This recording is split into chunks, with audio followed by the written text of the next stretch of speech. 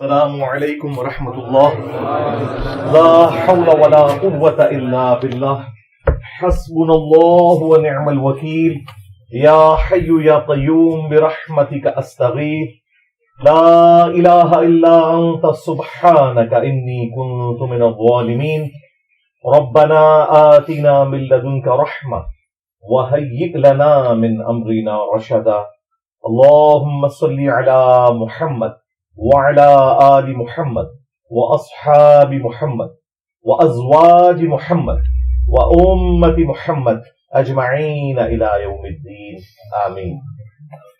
الحمد لله رب العالمين والصلاة والسلام على سيد الأنبياء والمرسلين وعلى آله وأصحابه أجمعين إلى يوم الدين.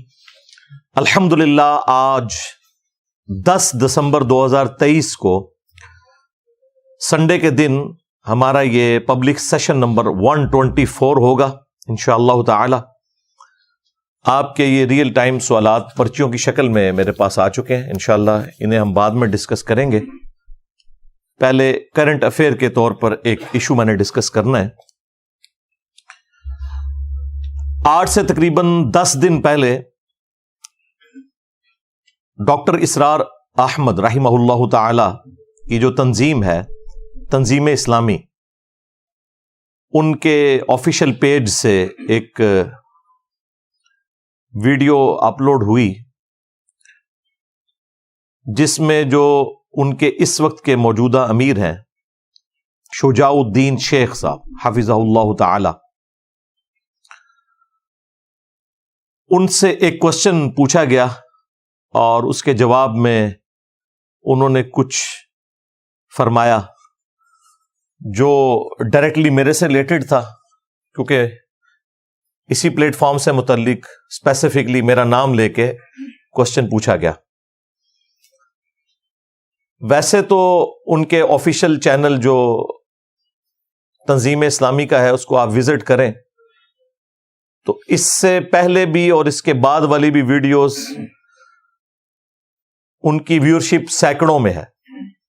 چند ایک ایسی ہیں ویڈیوز جو ہزاروں میں گئی ہیں، لیکن یہ والی جو ویڈیو ہے یہ آلموسٹ 1.25 لاکھ کراس کر گئی ہے. تو چونکہ مجھ سے ریلیٹڈ تھی اس لیے میں اپنا حق سمجھتا ہوں کہ اس پر اپنی طرف سے بھی کوئی کامنٹس کروں جو میرے بارے میں انہوں نے کامنٹس کیے. وہ ویڈیو آپ ان کے آفیشیل پیج سے جا کے دیکھ سکتے ہیں، اس میں کافی ساری باتیں انہوں نے کی ہیں. کچھ چیزوں کے جواب تو انہوں نے بڑے اچھے طریقے سے دے دیے. مثلاً مجھ سے متعلق یہ پوچھا گیا کہ انجینئر صاحب اپنے آپ کو ڈاکٹر اسرار صاحب کا اسٹوڈنٹ کہتے ہیں، تو اس کو بڑا اچھا انہوں نے کلیریفائی کیا کہ وہ اسٹوڈنٹ ان معنوں میں نہیں کہتے کہ باقاعدہ کوئی ان کے سامنے بیٹھ کے انہوں نے کوئی علم حاصل کیا ہوا ہے. اس اعتبار سے تو ڈاکٹر اسرار صاحب رحمہ اللہ کو علماء بھی جاہلی تصور کرتے ہیں کیونکہ ان کے پاس تو کسی مدرسے کی ڈگری نہیں ہے. تو ظاہر ہے اس قسم کا رسک وہ لوگ تو نہیں لے سکتے کہ اس قسم کی کوئی بات کریں.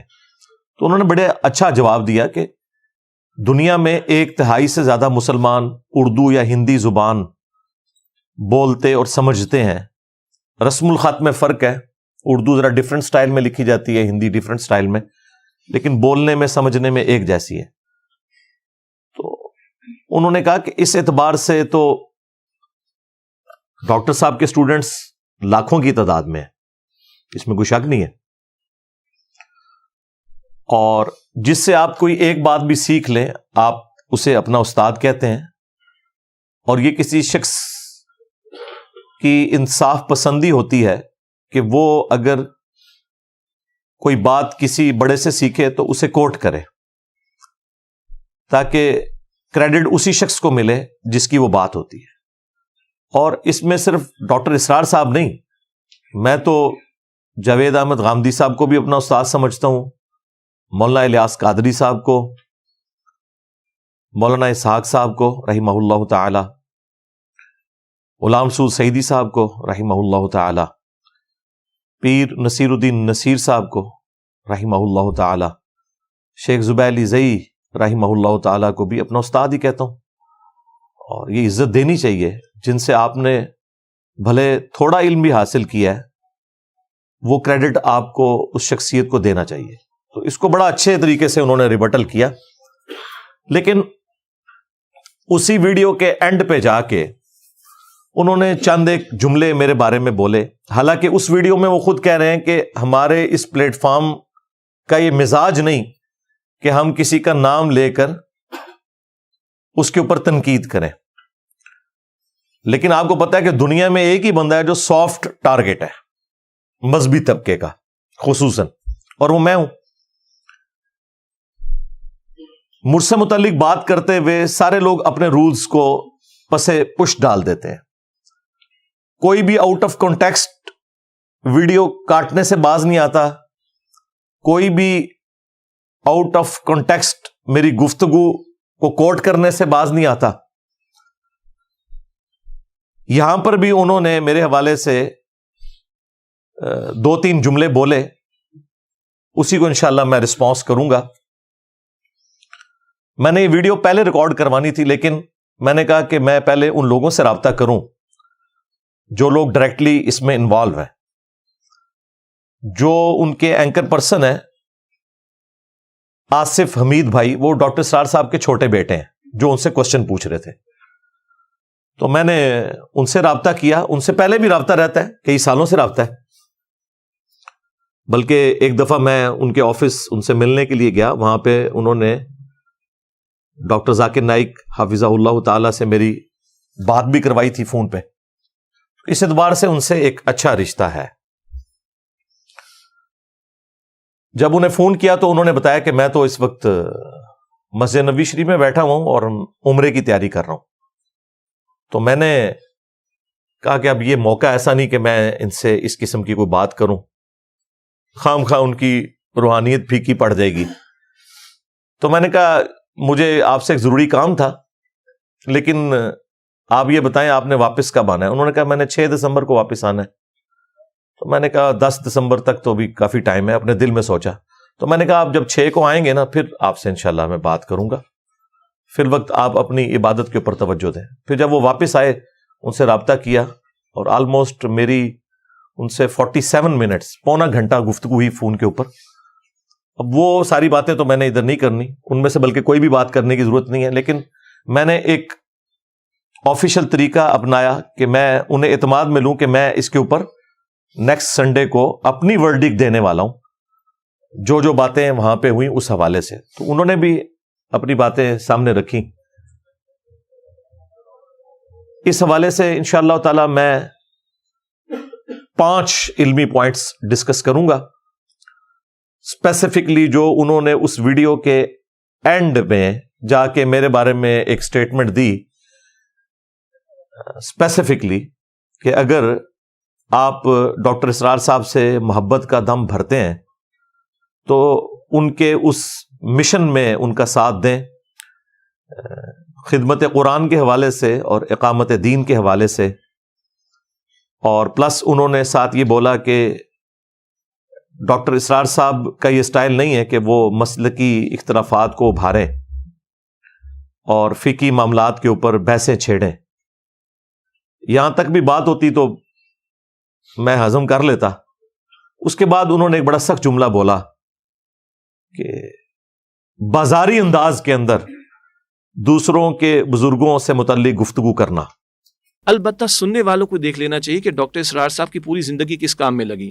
کیا معاذ اللہ وہ اسلاف پر بحثیں کرنے میں لگی؟ کیا وہ مسلکی اختلاف پر بحثوں کو چھیڑنے میں لگی؟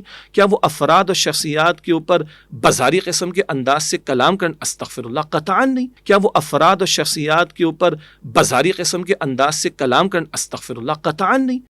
یہ جملہ ایسا ہے جس نے مجھے مجبور کیا کہ میں تنظیم اسلامی، ان کے امیر صاحب اور ان سے محبت کرنے والوں کو تصویر کا دوسرا رخ دکھاؤں کہ تنظیم اسلامی نے جس فرقہ دیوبندیہ کی کوک سے جنم لیا ہے، اس فرقہ دیوبندیہ کی اپنی اخلاقیات کیا ہیں، ان کے بزرگوں کی اخلاقیات کیا ہیں. ان لوگوں کے بارے میں تو آپ ایک جملہ بولنے کے لیے تیار نہ ہو اور اللہ کے فضل سے مجھے سمجھانے کے لیے پوری دنیا میدان عمل میں اتری ہے. بڑی اچھی بات ہے. آپ لوگ مجھے سمجھاتے ہیں تو پھر میں آپ کو کہتا ہوں کہ رکو ذرا، صبر کرو، ہمارا مقدمہ بھی سن لو. تو یہ اگر آپ لوگ مجھے فل ٹاس نہ دیں تو مجھے تو کبھی موقع نہ ملے.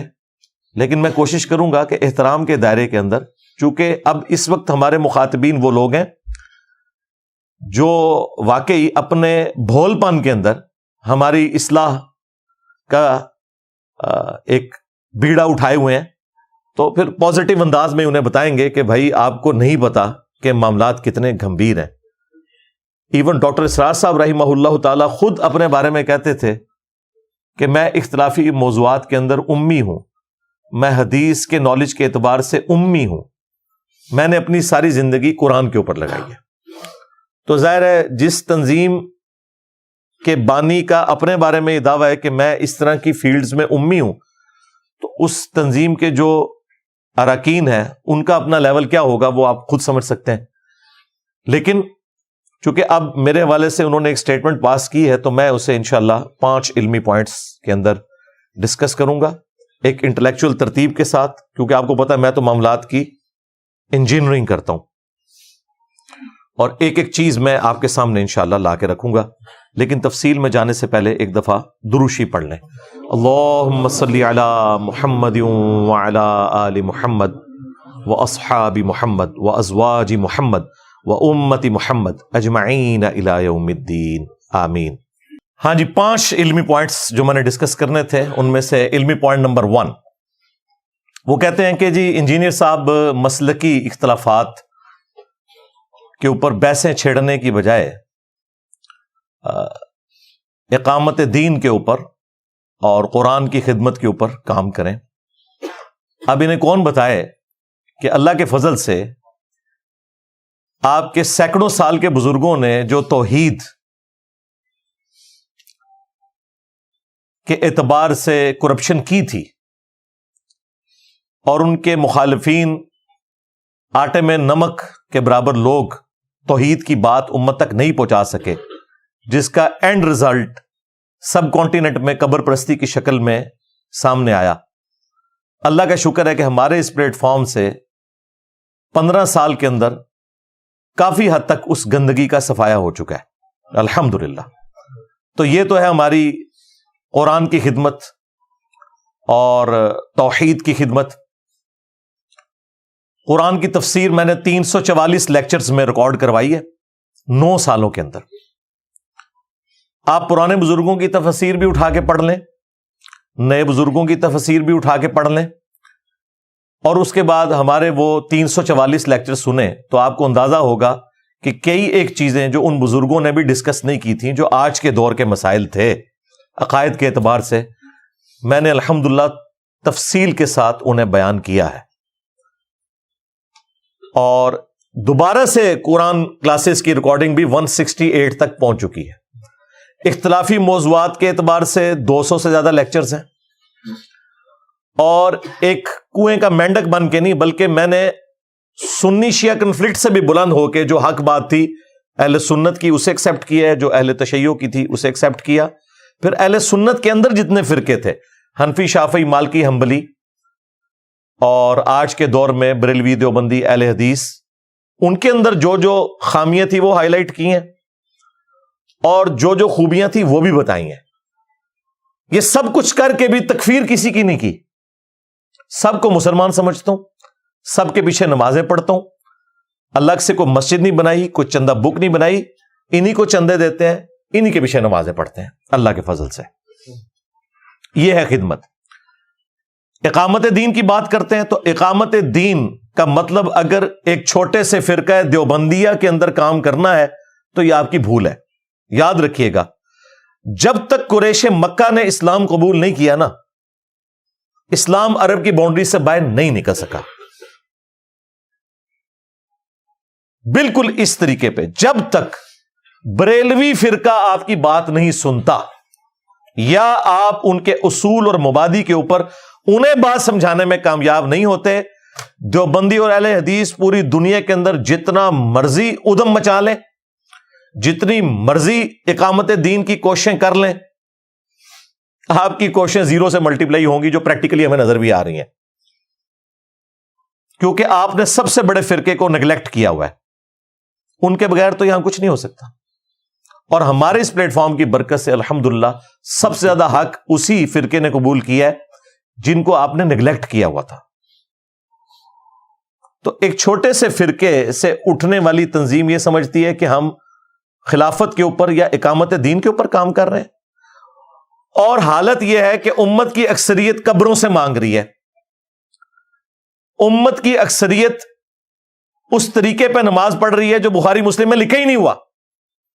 تو اقامت دین تو یہاں سے سٹارٹ ہوگی نا کہ قرآن کی توحید بیان ہو، اور توحید کے بعد جو سب سے اہم چیز ہے نماز، اس کا طریقہ صحیح بخاری اور صحیح مسلم سے سیکھے.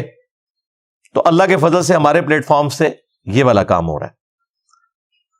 اور جو سب سے بڑی بدعت اس امت کی، جسے سب نیگلیکٹ کرتے رہے، جتنی خلافت والی تنظیمیں ہیں، جتنا دین کے اوپر کام کرنے والی جماعتیں ہیں، فرقہ واریت کو پروموٹ انہوں نے ضرور کیا، فرقہ واریت کے خلاف علم بلند نہیں کیا.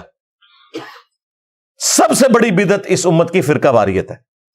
یہ ہو ہی نہیں سکتا کہ فرقہ واریت کو ایڈریس کیے بغیر کوئی شخص اقامت دین کرے یا خلافت کا نظام قائم کرے، کیونکہ پاکستان میں اکثریت بریلویوں کی ہے. اگر یہاں بریلویوں کی حکومت آتی ہے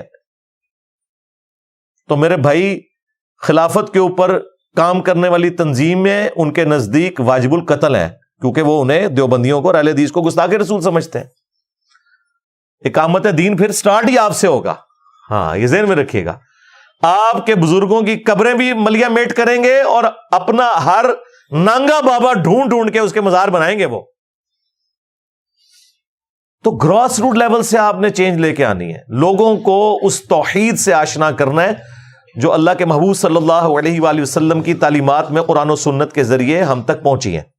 اگر آپ یہ نہیں کر سک رہے اور آپ درس قرآن کرنے کو اور اس میں بھی جو فرقوں کے اختلافات ہیں انہیں ایڈریس کیے بغیر درس قرآن کرنے کو امت کی خدمت سمجھتے ہیں، تو ایک خاص چھوٹے سے طبقے کے لیے تو امت کی خدمت ہو سکتی ہے یہ کہ جو آلریڈی ان باتوں سے ایگری کرتے ہیں. پوری امت کی خدمت اس میں کوئی نہیں ہوگی. تو اللہ کے فضل سے اقامت دین کے حوالے سے، خدمت قرآن کے حوالے سے، اور بالخصوص امت کی سب سے بڑی بدعت یعنی فرقہ واریت، اس کے خلاف اگر علم کسی نے بلند کیا ہے تو وہ الحمدللہ اس پلیٹ فارم سے بلند ہو رہا ہے. باقی تبلیغی جماعت ظاہر ہے دیوبندیوں کی جماعت ہے، دعوت اسلامی ظاہر ہے بریلویوں کی جماعت ہے، جماعت الدعوہ ظاہر ہے اہل حدیث کی جماعت ہے. تنظیم اسلامی اور جماعت اسلامی مینلی فرقہ دیوبندیہ کی کوک سے انہوں نے جنم لیا. اسی لیے آپ کو بریلوی علماء ان کے پلیٹ فارم کے اوپر نظر نہیں آئیں گے. ایک دو بار غلطی کر کے مفتی منیر صاحب چلے گئے تھے، اب ذرا ان کو لا کے ممبر پہ بھی آپ بٹھائیں، کبھی بھی نہیں آئیں گے وہ. اسی لیے آپ کو ان کے سٹیجز کے اوپر یا دیوبندی نظر آئیں گے یا چاند ایک ماڈریٹ قسم کے اہل حدیث، ورنہ اہل حدیث بھی ان کو مسلمان بھی کوئی نہیں سمجھتے. وہ تو وحدت الوجود کی سے ڈاکٹر اسرار کو تو مشرک سمجھتے ہیں. میں نے اللہ کے فضل سے ڈاکٹر اسرار صاحب کا دفاع کیا تھا الحمدللہ. صرف دیوبندی فرقہ پیچھے بچتا ہے، اور اس میں بھی جو سخت قسم کے دیوبندی ہیں وہ بھی ان کو ایکسیپٹ نہیں کرتے.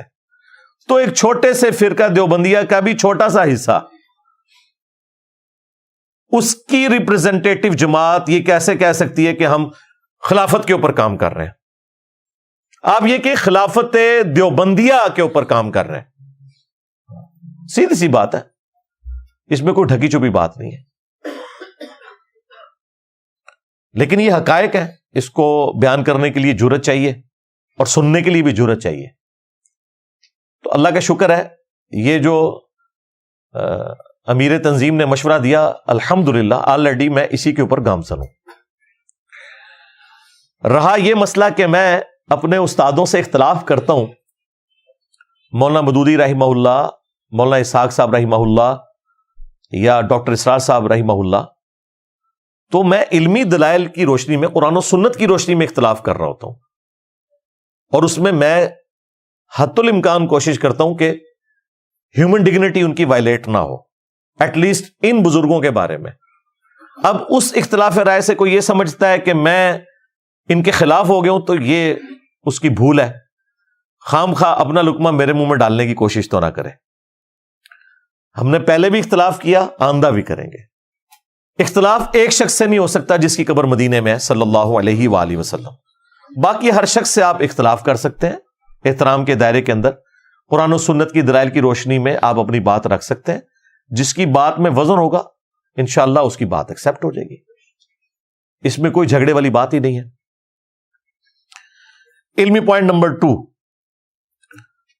جہاں تک علماء سو کا تعلق ہے، یعنی وہ علماء جو شیطان کے ہتھے چڑھ جاتے ہیں، یعنی کہ فرقہ دیوبندیہ کے نزدیک بریلوی اور اہل حدیث علماء، یعنی کہ فرقہ بریلویہ کے نزدیک دیوبندی اور اہل حدیث علماء، یعنی کہ اہل حدیث علماء کے نزدیک دیوبندی اور بریلوی علماء، اور شیعہ کے نزدیک یہ اور شیعہ ان کے نزدیک. ظاہر ہے علماء سو کی ڈیفینیشن تو یہی ہے نا کہ آپ اپنے والوں کو علماء حق کہیں گے، مخالفین کو علماء سو کہیں گے.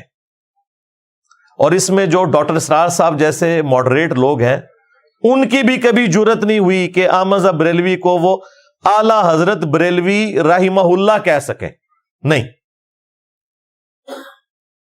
احمد بریلوی مرحوم کہتے ہیں، لیکن وہی ڈاکٹر اسرار صاحب آپ کو اشرف علی تھانوی رحمت اللہ علیہ کہتے ہوئے سنائی دیں گے. ہزاروں ویڈیوز نکال لیں، کسی ایک جگہ مجھے کوئی دکھائے کہ انہوں نے کہا ہو اعلی حضرت فاضل بریلوی رحمت اللہ علیہ. نہیں.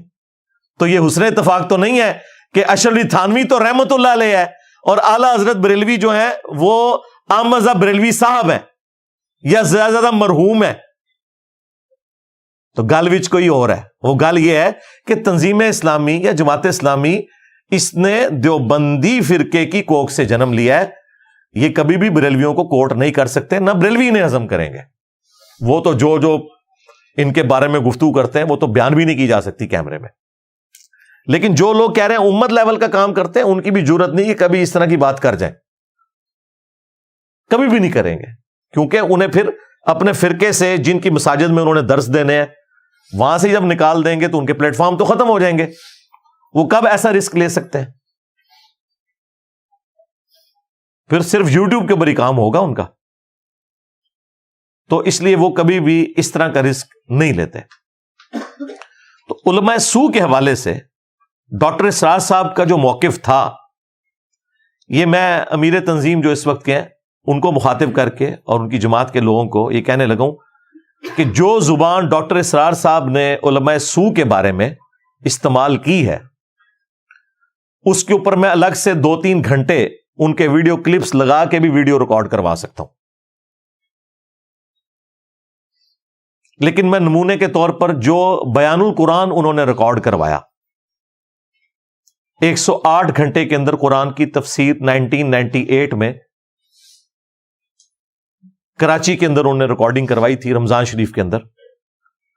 اور وہ ریکارڈنگ وہ ہے جو انہوں نے پوری ایک توجہ کے ساتھ ریکارڈ کروائی، پورے اہتمام کے ساتھ ریکارڈ کروائی، اور اس میں جگہ جگہ کٹنگز بھی موجود ہیں جہاں انہوں نے سخت جملے بولے. اور میرے پاس وہ ویڈیوز بھی ہیں جو بغیر کٹنگ والی ہیں، لیکن میں وہ بددیانتی نہیں کروں گا کہ میں اسے اپلوڈ کروں. وہ شروع میں انہوں نے غلطی سے اپلوڈ کر دی. وہاں جو کچھ اہل حدیث کے بارے میں، جو کچھ بریلویوں کے بارے میں ڈاکٹر اسرار صاحب نے زبان استعمال کی ہوئی ہے نا، وہ کیمرہ سن بھی نہیں سکتا. میرے پاس وہ والی ریکارڈنگ بھی پڑی ہوئی ہے. لیکن یہ بددیانتی ہوگی کہ جس ریکارڈنگ کو انہوں نے خود ہٹا دیا میں اسے جان بوجھ کے یہاں پہ دکھاؤں. جو ان کی آفیشیل ریکارڈنگ کٹنگ والی ہے نا، جو اس وقت دنیا میں چل رہی ہے ڈی وی ڈیز کی فارم میں، بلکہ میں نے تو ڈی وی ڈیز کا سیٹ جو لیا تھا اس پہ ڈاکٹر اسرار صاحب سے میں نے سگنیچر کروائے تھے. ڈاکٹر صاحب واکنٹ آئے ہوئے تھے ڈاکٹر فرحت ہاشمی کی دعوت کے اوپر، تو وہاں سے میں نے وہ ڈی وی ڈیز خریدی تھی. تو میرے پاس آج بھی موجود ہے، انہوں نے اپنے سگنیچر کر کے مجھے دیے تھے. بعد میں تو خیر میری تفصیلی ملاقات بھی ان سے ہے 13 جون 2008 کو، بلکہ یہ 13 جون 2008 والی ملاقات پہلے ہے اور واکنٹ والا ان کا ٹرپ بعد کا ہے. اس کی الگ سے ویڈیو ریکارڈ ہے، اس میں جتنی گفتگو ہوئی تھی وہ آپ دیکھ سکتے ہیں. 1 ملین سے زیادہ لوگ اس ویڈیو کو دیکھ چکے ہیں. تو جو اس وقت اسٹیبلشڈ بیان القرآن موجود ہے اس کے اندر ڈاکٹر اسرار صاحب نے جو جملے علماء سو کے بارے میں بولے ہیں میں وہ آپ کو نہ صرف کوٹ کروں گا بلکہ اس کے ویڈیو کلپس بھی بیچ میں ڈالوں گا. کوئی یہ بھی کہہ سکتا ہے کہ انجینئر صاحب اپنی طرف سے ڈاکٹر اسرار صاحب کے بارے میں بات کر رہے ہیں. بعض بیچارے جو نوخیز لڑکے نئے نئے تنظیم کے ساتھ جڑتے ہیں تو وہ سمجھتے ہیں کہ ہم ڈاکٹر صاحب کے اوپر جھوٹ باندھ رہے ہیں. تو ان کی تسلی کے لیے بھئی آپ کو ڈاکٹر صاحب سے اٹیچ ہوئے کتنا عرصہ ہوا ہے, اور مجھے ویڈیوز ان کی دیکھتے ہوئے 15 سال سے زیادہ ہو چکا ہے. مجھے تو بیان القرآن میں جہاں جہاں انہوں نے قرآن حکیم کی تلاوت کے دوران غلطیاں کی ہیں وہ جگہ بھی پتہ ہے, لیکن میں نے کبھی کو کلپ اس کا کاٹ کے اپلوڈ نہیں کیا. غلطی لگ سکتی ہے, چھوڑ دیں. ابھی دیوبندیوں کے منہ کے اوپر اتنی بڑی کالک ملی گئی ہے. فلسطین کانفرنس کے اندر پلانٹ ارتھ پہ جو دیوبند کے سب سے بڑے مفتی ہیں, جن کو یہ مفتی اعظم پاکستان بھی کہتے ہیں, شیخ الاسلام کہتے ہیں, مفتی تقی عثمانی صاحب حافظہ اللہ تعالی. اور یہ میں ان کے اوپر ٹونٹ نہیں کر رہا, بشری تقاضا کسی سے بھی ہو سکتا ہے. میں ان کے ماننے والوں کے اوپر ٹونٹ کر رہا ہوں جو اس بنیاد کے اوپر کسی کے بارے میں کہہ دیتے ہیں جی قرآن پڑھنا نہیں آتا. انہوں نے قرآن کی ایک آیت جو مشہور زمانہ آیت تھی, سورہ توبہ کی آیت نمبر 24, اس میں کم از کم 4 جگہ پہ غلطی کی ہے ایک آیت کے اندر. لکمے دے کے بھی ان کی غلطی درست نہیں ہوئی پیچھے سے, پھر اینڈ پہ انہوں نے صرف ترجمے بیان کر دیا. اب ہم کیا ان کا مذاق اڑانا شروع کرتے ہیں؟ نہیں, غلطی لگ سکتی ہے. ابھی تو میں غلطی بتا رہا ہوں جو آیات کے اندر ہے. جو تجوید کی غلطیاں ہیں وہ تو ظاہر ہے یہ لوگ قاری نہیں ہیں, نہ مفتی تقی عثمانی صاحب قاری ہیں, نہ مفتی منیب صاحب قاری ہیں. میں اس طرح کی غلطیاں بھی نکال سکتا ہوں کیونکہ میں نے تو میٹرک لیول سے قرات سیکھی ہوئی ہے الحمدللہ. باقی کہیں پڑھنے میں کوئی کسی سے مس ہینڈلنگ ہو جانا, یہ نہیں ہوتا کہ اسے قرآن نہیں پڑھنا آتا. تقی عثمانی صاحب کو پھر ہم کیا اس طرح کی بات کریں گے؟ تو اس طرح کی مس ہینڈلنگ, لیکن میں نے کبھی وہ چیزیں اس طریقے سے ویڈیو میں نہیں دکھائی. تو ڈاکٹر اسرار صاحب نے جو 5 جملے علماء سو کے بارے میں بولے ہیں نا, میں وہ ایک ایک جملہ آپ کو سناتا ہوں اور ویڈیو کلپس بھی لگاؤں گا. پھر آپ نے فیصلہ کرنا ہے کہ جو لوگ ہمیں مشورہ دیتے ہیں کہ انجینئر صاحب جو ہے بازاری لینگویج استعمال کرتے ہیں, تو کیا یہی توپوں کا رخ آپ اپنے امیر کی طرف بھی کریں گے جو بانی تنظیم ہے؟ میں تو نہیں کروں گا. میں تو کہتا ہوں بالکل ٹھیک بول رہے ہیں. ڈاکٹر اسرار صاحب جس طریقے سے گفتگو کرتے تھے, ممبر کا تقاضا ہی یہی ہے. صحیح مسلم میں 2005 نمبر حدیث ہے, اور یہ حدیث وہ ہے جو جابر بن عبداللہ سے امام محمد باقر علیہ السلام نے روایت کی ہے, اور ان سے ان کے بیٹے امام جعفر صادق علیہ السلام نے روایت کی ہے. اہل البیت کے ائمہ نے یہ حدیث روایت کی ہے کہ نبی صلی اللہ علیہ وآلہ وسلم جب بھی ممبر پر جلوہ افروز ہوتے, آپ کی آواز بلند ہو جاتی, غصے میں اضافہ ہو جاتا, آنکھیں سرخ ہو جاتی, جیسا کہ کوئی جرنیل اپنی فوج کو تیار کر رہا ہو. یہ نبی علیہ السلام کا نارمل خطبہ ممبر کا یہ ہوتا تھا, کیونکہ ممبر کی ریکوائرمنٹ ڈفرنٹ ہے. ہاں ویسے بیٹھ کے مجھ سے بات کریں تو وہ اور بات ہے, لیکن جب آپ ممبر پہ بیٹھتے ہیں تو پھر یہ ممبر کا تقاضا ہے کہ آپ کی آواز بلند ہو جائے, آنکھیں سرخ ہو جائیں, غصے میں اضافہ ہو جائے. تو نبی علیہ السلام کے جمعے کے یا عید کے خطبے کا سٹائل طارق جمیل سٹائل یا غامدی سٹائل نہیں ہوتا تھا, ڈاکٹر اسرار سٹائل ہوتا تھا.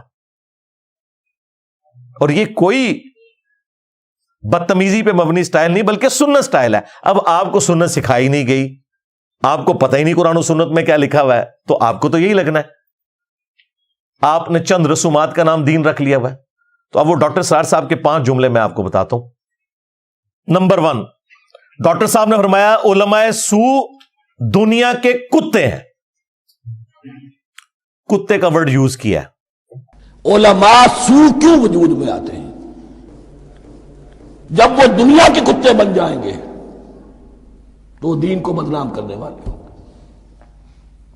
بظاہر دینی مناسب ہیں لیکن اصل میں ان کے پردے میں دنیا داری کی جا رہی ہے. نمبر 2,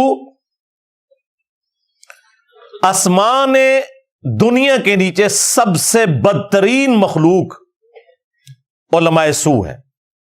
جو شخص دین کی خدمت میں لگا ہوا ہے, اب اسے فرض کیجئے کوئی ہدیہ دے رہا ہے, کوئی اس کو اگر فرض کیجئے تحفہ دے رہا ہے یا کسی طریقے سے, تو دین کے لیے دے رہا ہے. اگر یہ لوگ بھی اپنے پاس دولت جمع کریں, اگر یہ اپنی جائیدادیں بنائیں, تو یہ بدترین انسان ہے آسمان کی چھت کے نیچے کے. ظاہر ڈاکٹر صاحب جب علماء سو کہہ رہے ہیں تو وہ کس کو کہہ رہے ہوں گے؟ مطلب کوئی کسی خلائی مخلوق کو تو نہیں کہہ رہے نا, اسی پلانٹ کے اوپر آباد ہے نا وہ مخلوق. کس کو کہہ رہے ہوں گے وہ؟ اب مجھے بتانے کی ضرورت نہیں ہے. ظاہر ہے انہی کو کہہ رہے ہیں کہ جن کو وہ رحمت اللہ علیہ کہتے ہوئے ڈرتے ہیں. جن کو وہ رحمت اللہ علیہ کہہ رہے ہیں ان کو تو نہیں کہہ رہے ہوں گے. نمبر 3, انہوں نے فرمایا کہ قرآن کے اندر بھی علماء نے تحریف کر دی ہے, صرف قرآن کا ٹیکسٹ باقی ہے جو عربی ٹیکسٹ ہے. قرآن کے مفہوم میں اور تفسیر میں علماء نے تحریف کر دی ہے. یہ علماء کے فضائل ڈاکٹر اسرار صاحب نے بیان کیے. ہمارے بھی بہت سے علماء کا علماء سو جنہیں ہم کہتے ہیں حال یہ ہو چکا ہے, خود بدلتے نہیں قرآن کو بدل دیتے ہیں. ہوئے کس درجہ فقیہان حرم بے توفیق. جو صورتحال ہے صرف قرآن کا متن بچا ہوا ہے, اس کے مفہوم میں, اس کی تفسیر میں, اس کے ترجمے میں تو تحریفیں موجود ہیں, بڑی بڑی تحریفیں موجود ہیں. متن بچا ہوا ہے, وہ اس لیے کہ اللہ تعالیٰ نے اس کی حفاظت کا ذمہ لیا ہے. نمبر 4, انہوں نے کہا کہ علماء حق اور علماء سو میں فرق کرنے کے لیے لٹمس ٹیسٹ یہ ہے کہ جو بھی عالم دین اپنے دینی کیریئر کے انجام پر دولت اور جائیداد چھوڑ کر مرے تو اس میں کوئی شک ہی نہیں وہ علماء سو میں سے ہے. میرے نزدیک آج بھی اگر آپ جاننا چاہیں علماء حق کون ہے اور علماء سو کون ہے تو لٹمس ٹیسٹ یہ ہے, جو شخص اپنے دینی کیریئر کے نتیجے میں پھر جائیداد بنا کر اور دولت چھوڑ کر مرا ہو وہ علماء سو میں سے لا محالہ, اس میں کسی شک و شبے کی گنجائش نہیں. لو جی, ڈاکٹر صاحب نے تو تھوڑے سارے مولوی پھڑکا چڑھے تھے. مرنے کے بعد زندگی میں ان کے ایسٹس دیکھیں, تنخواہیں 10-10, 20-20 ہزار اور گاڑیاں اور ڈرائیور رکھے ہوئے. ڈاکٹر اسرار صاحب نے جو ڈیفینیشن کی ہے نا اس کے تحت تو یہ سارے کے سارے علماء سو ہیں, جن کو آپ علماء حق یا پنجابی میں علماء حقا یا ہمارے ایک دوست علماء حقا کہتے ہیں, جن کو سمجھ رہے ہیں نا, وہ بھی سارے کے سارے ڈاکٹر صاحب کے نزدیک, کیونکہ انہوں نے کہا لٹمس ٹیسٹ ہے کہ وہ دینی کیریئر کے انجام پہ. تو میں کسی عالم کا نام نہیں لیتا, جس کو آپ بڑے سے بڑا عالم سمجھتے ہیں نا, ذرا بتائیں کہ ان کے پاس کون سی کمپیٹنسی ہے, انہوں نے کس کاروبار کے اندر محنت کی, کون سی ایسی نوکری کر لی کہ ان کے پاس کروڑوں اور اربوں کی جائیدادیں ہیں. سب کا سب وہ چندہ بک سے کھاتے ہیں. اور دیکھیں ادھر وہ بندہ بیٹھا ہے جو اپنی جیب سے آپ کو کھلاتا ہے. کوئی چندہ بک نہیں, کوئی مسجد نہیں, کوئی مدرسہ نہیں. چندے تمہیں دیں, نمازیں تمہارے پیچھے پڑھیں, اور پھر تم سے یہ باتیں ہم سنیں کہ انجینئر صاحب نے فرقہ لانچ کر دیا. فرقوں کا ایک گند ہے نا, جو کوئی ایک گند میرے اندر ثابت کرو. اور 5ویں نمبر پہ ڈاکٹر صاحب نے فرمایا کہ آج کی جو نوجوان نسل ہے یہ دین سے متنفر صرف اس وجہ سے ہے کہ انہوں نے علماء کا کردار دیکھ لیا ہے, اور وہ یہ سوچتے ہیں کہ وہ علماء جو قرآن و سنت پیے ہوئے ہیں, یہ جملہ ہے ان کا, کہ یہ تو قرآن و سنت پیے ہوئے ہیں اور یہ بھی دنیا کے کتے بنے ہوئے ہیں اور آپس میں اسی طریقے سے لڑتے پھرتے ہیں جس طرح دنیا دار لوگ. پھر وہ کہتے ہیں کہ اگر قرآن و سنت پینے والے لوگوں کا یہ حال ہے تو ہم بھی دین پر چلے تو اسی قسم کے مسلمان بنیں گے. یہ چیز لوگوں کو, نوجوان نسل کو دین سے متنفر کر دیتی ہے. جب اللہ تعالیٰ کسی امت کو کتاب دیتا ہے اور اس امت کے اندر جو ہے پھر وہاں کے نوجوان فرض کیجئے 3ری 4تھی 5ویں نسل میں آ کر دیکھتے ہیں کہ جو اس کتاب کے عالم ہیں, پڑھنے پڑھانے والے ہیں, آپس میں دست و گریبان ہیں, لڑ رہے ہیں, ان کی زندگیوں کو بھی ہم دیکھتے ہیں تو وہ بھی اسی طرح کے دنیا دار ہیں جیسے ہم ہیں, تو ان کا اعتماد کتاب پر سے اٹھ جاتا ہے کہ ہم نے تو یہ کتاب پڑھی نہیں, انہوں نے پڑھی ہوئی ہے, یہ تو اس کتاب کو پیے ہوئے ہیں اور پھر ان کا کردار یہ ہے. تو کیا ہے اس کتاب میں, پھر ذرا نوٹ کیجئے اس کو. وَإِنَّ الَّذِينَ أُورِثُوا الْكِتَابَ مِن بَعْدِهِمْ لَفِي شَكٍّ مِّنْهُ مُرِيبٍ. ان کے اندر شکوک و شبہات, ریب پیدا ہو جاتے ہیں. لو جی, کوئی فضیلت رہ گئی باقی علماء دی؟ تو یہ ڈاکٹر صاحب کی میں ساری ویڈیوز انشاءاللہ اٹیچ کروں گا تاکہ اگر کسی کو وہم آئے نا تو وہ نکل جائے اللہ کے فضل سے. باقی اگر مجھ سے پوچھیں تو میں ڈاکٹر صاحب کی ہر بات کے ساتھ ایگری کرتا ہوں قرآن و سنت کی روشنی میں. جو انہوں نے کتے والی بات کی, بالکل اللہ تعالیٰ نے سورۃ الاعراف کی آیت نمبر 175 اور 176 میں بلعام بن بعورہ المستدرک للحاکم میں حدیث موجود ہے, ابن مسعود رضی اللہ تعالیٰ عنہ کا قول, یہ ایک یہودی عالم تھا بلعام بن باعورہ. بلعام بن باعورہ بھی بولا جاتا ہے, بلعام بن باعورہ بھی, یہ دونوں پروننسیشنز چل رہی ہیں. اس کے بارے میں نازل ہوئی کہ علم والا تھا لیکن دنیا کی محبت میں ڈوب گیا. تو اللہ تعالیٰ نے فرمایا اس کی مثال اب کتے کی سی ہے. جیسے کتا زبان ہانپ رہا ہوتا ہے, خواہ اس پہ بوجھ ڈالیں یا نہ ڈالیں, اس کی زبان ہر وقت باہر رہتی ہے, رال اس کی ٹپکتی رہتی ہے. تو اللہ تعالیٰ نے علماء سو کے لیے کہا کہ کتے کی مثال ہے جو زبان ہانپ رہے. اور پھر نبی صلی اللہ علیہ وآلہ وسلم نے بھی علماء سو کے لیے کتے کی مثال بیان کی ہے. علماء سو سے مراد ڈاکٹر صاحب نے جو ڈیفینیشن کی ہے نا, تو شاید ڈاکٹر صاحب ہی بچتے ہیں. میں وہ ویڈیوز لگا دیے اسی لیے تاکہ آپ کو سمجھ آ جائے. تو یہ علماء سو کے ساتھ جو سو ہے نا, یہ برکت کے لیے لگا ہوا ہے, صرف علماء ہی سمجھیں اس کو, تھوڑے کو بہت سمجھے. تو سنن نبی داؤد میں حدیث ہے, نبی علیہ السلام نے فرمایا میری امت کے 72 فرقے جہنم میں جائیں گے, صرف ایک گروہ جو ہے نا وہ حق پہ ہوگا, الجماع, جو امت کی مین سٹریم ہے. اور میری امت میں فرقوں میں ایسی ایسی بدعتیں پیدا ہوں گی گویا کہ باولا کتا اگر کسی کو کاٹ جائے تو اس کے ایک ایک ریشے میں اس کا زہر پہنچ جاتا ہے نا, اس طرح میری امت کے فرقوں میں ایسے فرقے بھی ہوں گے ان کے ایک ایک ریشے میں وہ زہر پہنچ جائے گا. تو وہ کون سا باولا کتا ہے جو کسی فرقے والوں کو کاٹ جائے تو وہ زہر اس کے اندر انڈیل دیتا ہے؟ ظاہر ہے یہ کوئی کرکٹ کا پلیئر تو نہیں کر سکتا, کوئی ہاکی کا پلیئر نہیں کر سکتا. یہ کتا وہ ہوگا کہ جو آپ کو جمعے والے دن رسول اللہ کے ممبر کے اوپر نظر آتا ہے اور اس ممبر پہ بیٹھ کے آپ کو جھوٹی قصہ کہانیاں اور شرک پہ مبنی واقعات سناتا ہے, قرآن و سنت کے خلاف تعلیمات دیتا ہے, حتیٰ کہ یہاں تک کہتا ہے کہ قرآن و حدیث ڈائریکٹ نہ پڑھنا گمراہ ہو جاؤ گے. یہ بات کوئی یہودی کرے تو ہم اس کی زبان کھینچنے کے لیے بھی اٹھ کھڑے ہوں, لیکن اس مفتی سے ہم جمعے کے ممبر پہ جب یہ بات سنتے ہیں قرآن و حدیث ڈائریکٹ نہ پڑھنا گمراہ ہو جاؤ گے, ہم کہتے ہیں مفتی صاحب نے فرما دیا.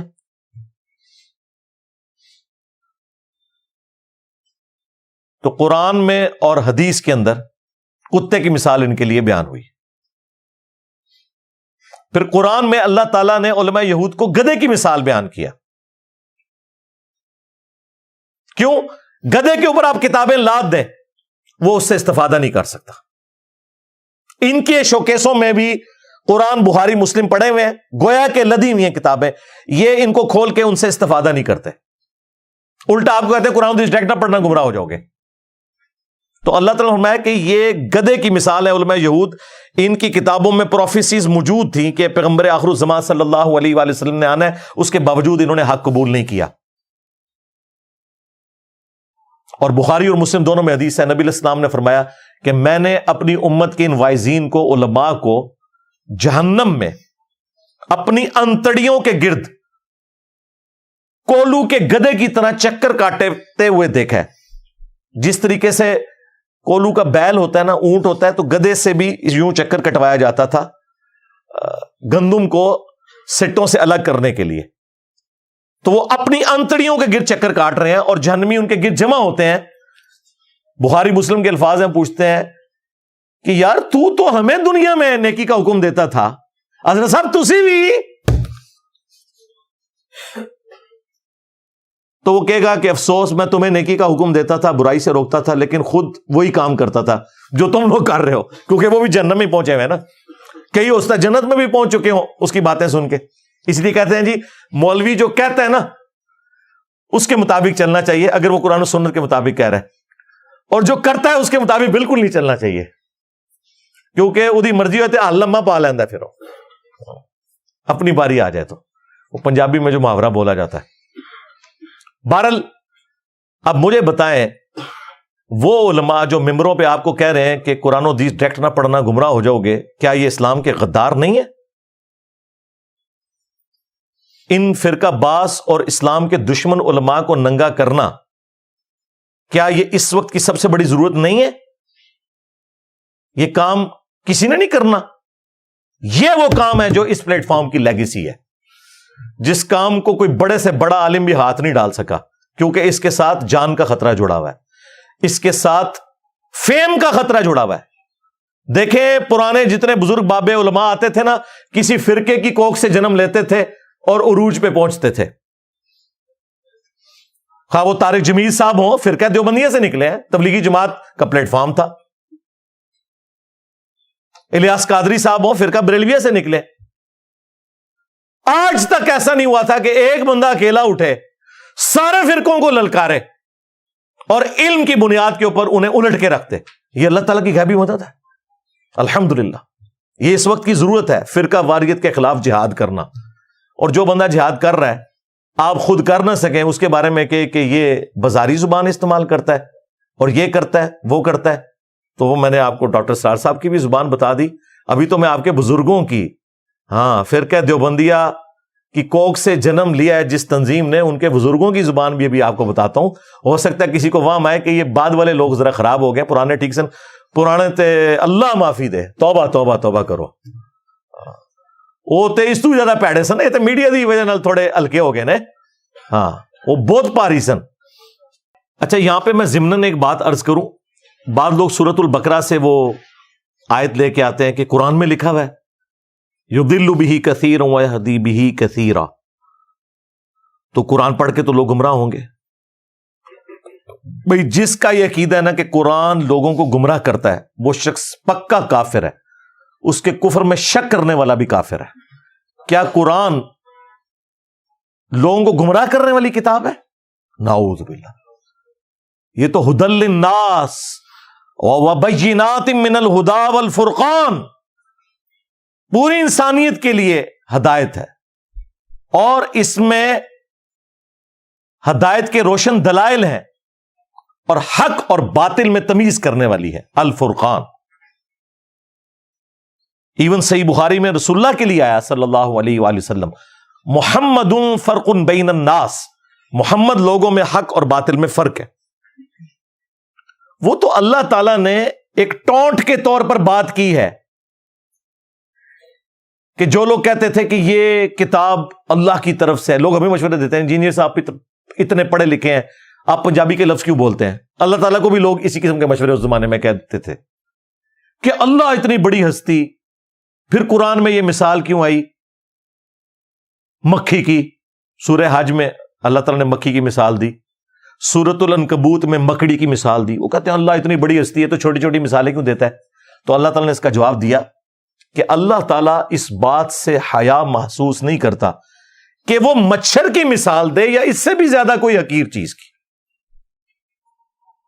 کیوں؟ اللہ کا مقصد تو بات کو سمجھانا ہے، اور جو لوگ بات ماننے والے ہیں، اللہ تعالیٰ نے فرمایا کہ وہ جانتے ہیں کہ یہ حق ہے ان کے رب کی طرف سے،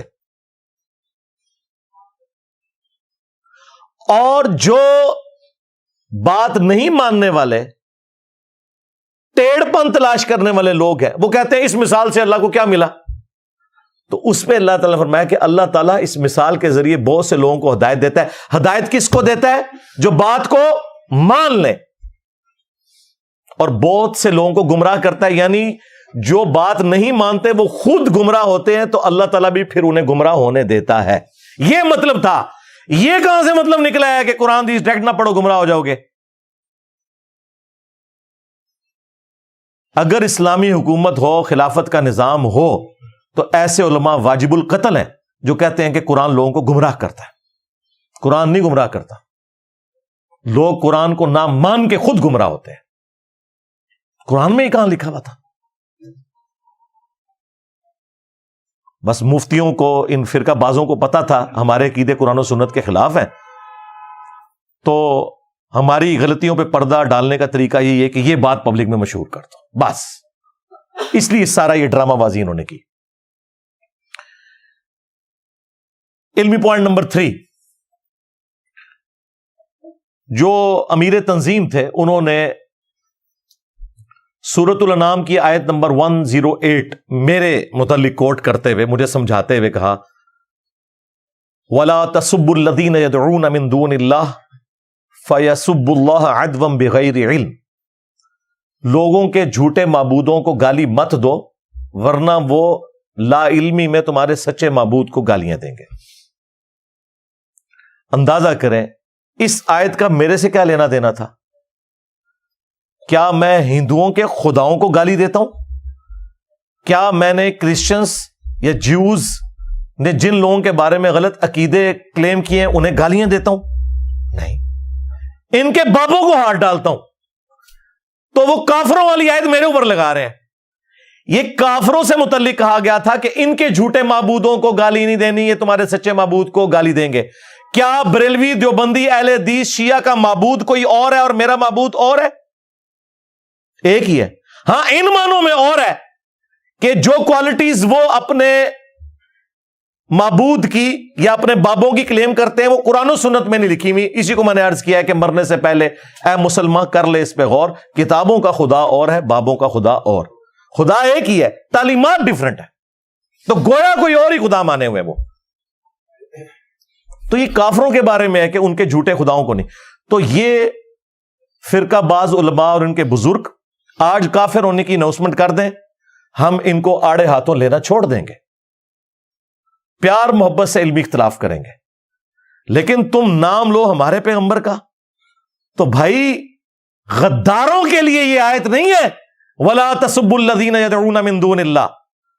قرآن کو ذرا سمجھو. غداروں کے لیے حضرت عمر کی تلوار ہے اور میری زبان ہے. عزتیں ویل کی تم نے اللہ اور اس کے رسول کے نام کے اوپر. چندے بٹورے اللہ اور اس کے رسول کے نام کے اوپر. عز وجل وصلی اللہ علیہ وآلہ وسلم. سواریاں سوار کی تم نے مکے اور مدینے کی آوازیں لگا کے اور پھینکی جا کے دیوبند شریف، بریلی شریف، اجمیر شریف، بغداد شریف. غدار ہو تم اپنے نبی کے. دیکھو پھر اللہ نے تم سے کیا بدلہ لیا ہے. کتنی بڑی بلا تمہارے اوپر چھوڑ دی ہے. میرے نبی سا ہے ہی کوئی نہیں، تیرے بابے تھے شاہی کوئی نہیں. اون سمجھ آئی میں کتنے کہنا وا کہ بابے تھے شاہی کوئی نہیں. ہاں یعنی چشتی رسول اللہ، تھانوی رسول اللہ والے بابے، شاہی کوئی نہیں. تو یہ بہت چھوٹا جملہ ہے. ہونا تو چاہیے تھا کہ پٹو انہوں نے قبراں، لیکن میں نے کبھی نہیں کہا. علمی اختلاف کرتا ہوں. تو یہ آیت بالکل مس کوٹ کی ہے آپ نے. آپ قرآن و سنت کا علم حاصل کریں، آپ کو پتا چلے کہ یہ آیت غداروں سے متعلق نہیں ہے، یہ کافروں سے متعلق ہے. غداروں سے متعلق یہ ہے کہ انہیں کوئی رائٹ نہیں پہنچتا کہ وہ اسلام کا نام لے کے اسلام کی پیٹھ میں چھرا گھونپے. انہیں آڑے ہاتھوں لیا جائے گا. ہاں. پھر انہوں نے دوسری آیت کوٹ کی سورہ النحل کی، ادعو الی سبیل ربک بالحکمہ والموعظۃ الحسنہ وجادلہم باللتی ہی احسن. بلاؤ اپنے رب کی طرف حکمت کے ساتھ اور اچھے واز کے ساتھ، اور مجادلہ کرو احسن طریقے سے. تو مجھے سمجھا رہے تھے کہ آپ مجادلہ احسن طریقے سے کریں. یہ بالکل اس طریقے سے ہے کہ ایک بندہ جس نے پوری زندگی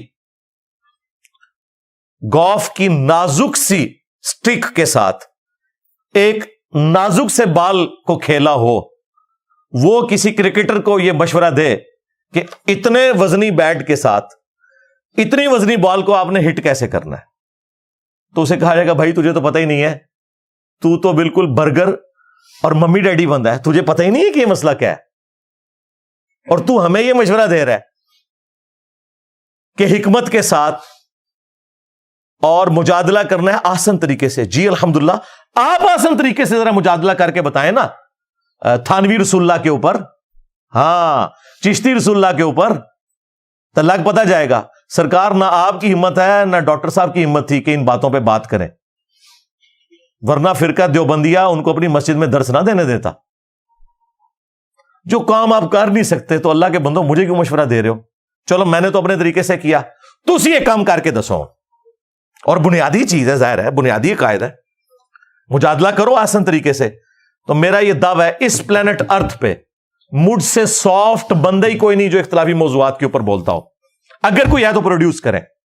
اول تو بندہ ہی نہیں ملنا، اور جو ملے گا وہ کہے گا کہ دیوبندیوں اور اہل حدیث کی اذان کا کیا احترام، اے وابیاں دی اذان ہے، اس کا کیا احترام، اے تے سوراں دے سور نے. کہنا انہیں بڑے کا اخلاص منگو تو بڑے بڑے لوگ گداواں نو خیر پا ہی دیں گے. چلو جی چلیے او بھابیاں دی اذان اے تے کیڑا آتا وے اے تے سور دے سور چل چلیے.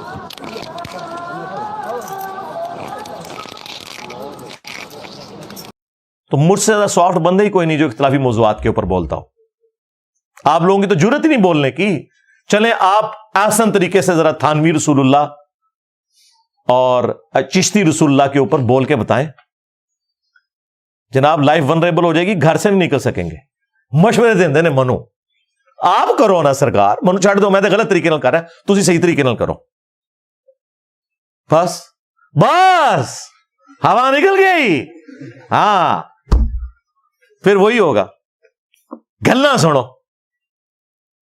تو اللہ کا شکر ہے میں سافٹ طریقے سے چل رہا ہوں. اور آپ جن بزرگوں کے ماننے والے ہیں, جن بزرگوں کے فرقوں کی کوکھ سے آپ کی تنظیم نے جنم لیا, ان کی زبان بھی میں آپ کو برکت کے لیے پیش کر دیتا ہوں. اس تو بعد میر صاحب نو بڑیاں گالاں پیڑیاں جے, یار کیوں چھیڑیا جے انجینئر صاحب نو, چھیڑیا تو اسی مگر ساڈے پی گیا جی. اس لیے کہ بھائی آپ کے میر صاحب اس وقت آپ کے فرنٹ مین بنے ہوئے, اور ان کی تنظیم بھی بیچاری بھولپن میں, اور وہ میر صاحب بھی میں کہتا ہوں بھولپن میں یہ سمجھ رہے تھے. تو میرا کام ہے نا ان کی اصلاح کرنا. تو میں انہیں بتاتا ہوں کہ ان کے بزرگوں کی کیا لینگویج تھی, کس طرح وہ آسان طریقے سے مجادلہ کرتے تھے. آپ مجھے ایمانداری سے بتائیں, میں اگر ان کے مجادلے کی باتیں ان کی کتابوں سے بتا دوں, اس کے بعد بھی یہ لوگ ان کے خلاف ویڈیو نہ ریکارڈ کروائیں اور اپنی توپوں کا رخ اس طرف نہ کریں, تو اس کا مطلب ہے یہ مجھے بتانے میں مخلص نہیں ہے, کسی کے فرنٹ مین بنے ہوئے. بالکل ہے کہ نہیں ایسا؟ لو جی ٹائم قیامت آ گئی بول کے جاتے, کوئی بھی نہیں بولے گا. ان بڑوں کے کہنے کے اوپر میرے بارے میں سارے بولنے کے لیے تیار ہو جاتے ہیں. جب میں ان بڑوں کے علمی کپڑے اتارتا ہوں تو ان کے بارے میں بات کرنے کے لیے لوگ تیار نہیں ہوتے. تو سنیں جناب, احمد بریلوی صاحب نے جب حسام الحرمین لکھی 1905 میں, جس میں علماء دیوبند پہ انہوں نے کفر کے فتوے لگائے, تو چلیں ان سے تو جو بھی بقول ان کے مس ہینڈلنگ ہوئی, اس کے جواب میں جو کتاب انہوں نے لکھی علماء دیوبند نے, اس کتاب کا نام رکھا المہند علی المفند. ہند کی تلوار ایک سٹھیائے ہوئے بابے کے اوپر. اور سٹھیائے ہوا بابا کسے کہا؟ بزرگان دین کو. جی تمہارے بزرگان دین کے جتنے ماننے والے ہیں نا, ان سے ڈبل احمد بریلوی صاحب کے ماننے والے ہیں. تو یہ جادلہم باللتی ہی احسن فرقہ دیوبندیہ کے بزرگوں نے کیوں نہیں کیا احمد بریلوی کے لیے المفند لکھا؟ پاگل بابا. اور المہند علی المفند, ہند کی تلوار ایک سٹھیائے ہوئے بابے کے اوپر. اور اس میں انہوں نے کہا کہ احمد بریلوی اور ان کی جماعت ایک شیطانی لشکر ہے جو ہم پہ حملہ آور ہو گیا. جس طرح کے انبیاء پر شیاطین حملہ آور ہوتے تھے, یہ علماء دیوبند رضی اللہ عنہم پر حملہ آور ہوئے. 14ویں صدی دے مولویوں رضی اللہ عنہم. جی لو سامو,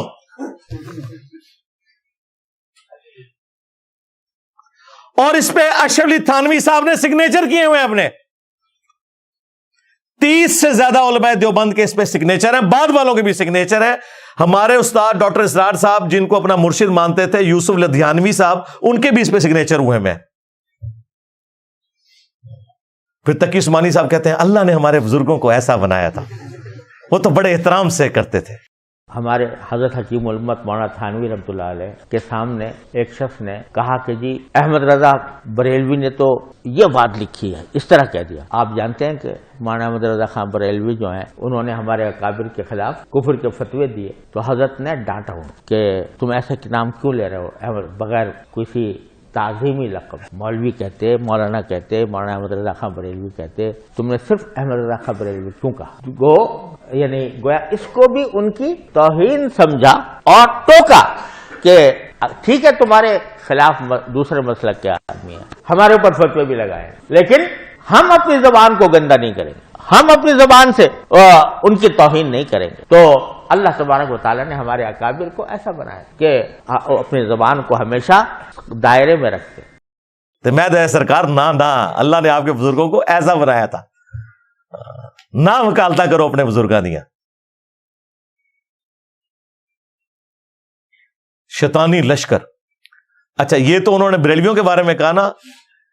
اہل حدیث ویسے ہی بیچارے گیڑے چاہ گئے, کیونکہ اس وقت صوفی علماء بیٹھے ہوئے تھے. 1925 سے پہلے کی بات ہے, یہ 1906 کی بات ہے. تو احمد بریلوی نے الزام لگایا کہ یہ دیوبندی جو ہے نا یہ وہابی ہیں. تو دیوبندیوں نے اپنی وہابیت کو ختم کرنے کے لیے, ظاہر ہے وہابیوں کو پھر گالیاں نکالنی تھی, انہوں نے اس وقت کے صوفی علماء کو لکھا جواباً کہ آپ وہابیوں کی بات کر رہے ہیں, ہم تو محمد بن عبد الوہاب اور ان کی پوری جماعت کو خوارج کا ایک فرقہ سمجھتے ہیں. خارجی. آج ریالہ میں چکر ہی دیوبندی اہل حدیث ایک ہوئے میں. اور یہ صرف المحند میں نہیں ہے, اس سے پہلے جو ابن عابدین شامی تھا نا, جو ان کا بڑا بابا تھا, جس نے در مختار پہ حاشیہ لکھا ہے, رد المختار فتاوی شامی, جس میں اس نے بکواس لکھی ہے کہ اپنے پیشاب اور خون سے سورہ فاتحہ کا تعویذ بھی لکھا جا سکتا ہے. جی ہاں, اللہ نے آپ کے بزرگوں کو ایسا بنایا تھا. یہ وہ ابن عابدین شامی, اس نے بھی محمد بن وہاب صاحب کو خوارج کی جماعت لکھی ہے. اب یہ وجادلہم باللتی ہی احسن یہ ہے.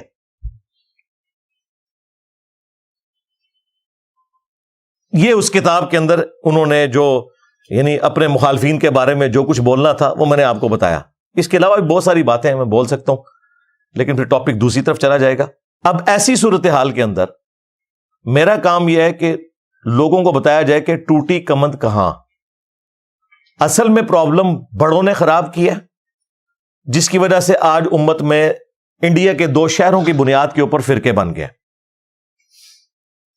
1866 میں دیوبند مدرسہ بنا, اس سے پہلے دنیا میں کوئی مسلمان دیوبندی نہیں تھا. جس فرقے کی عمر بمشکل 150 سال ہے, وہ یہ کہہ رہے ہیں ہم اسلاف کے امین ہیں. اچھا اگر آپ امین ہیں تو بریلوی بھی تو حنفی ہیں. ان کا مدرسہ بنا ہے 1904 میں منظور الاسلام بریلی میں. اس سے پہلے دنیا میں کوئی مسلمان بریلی نہیں تھا. بریلوی دیوبندی انڈیا کے 2 شہروں کے نام کے اوپر فرقے بن گئے.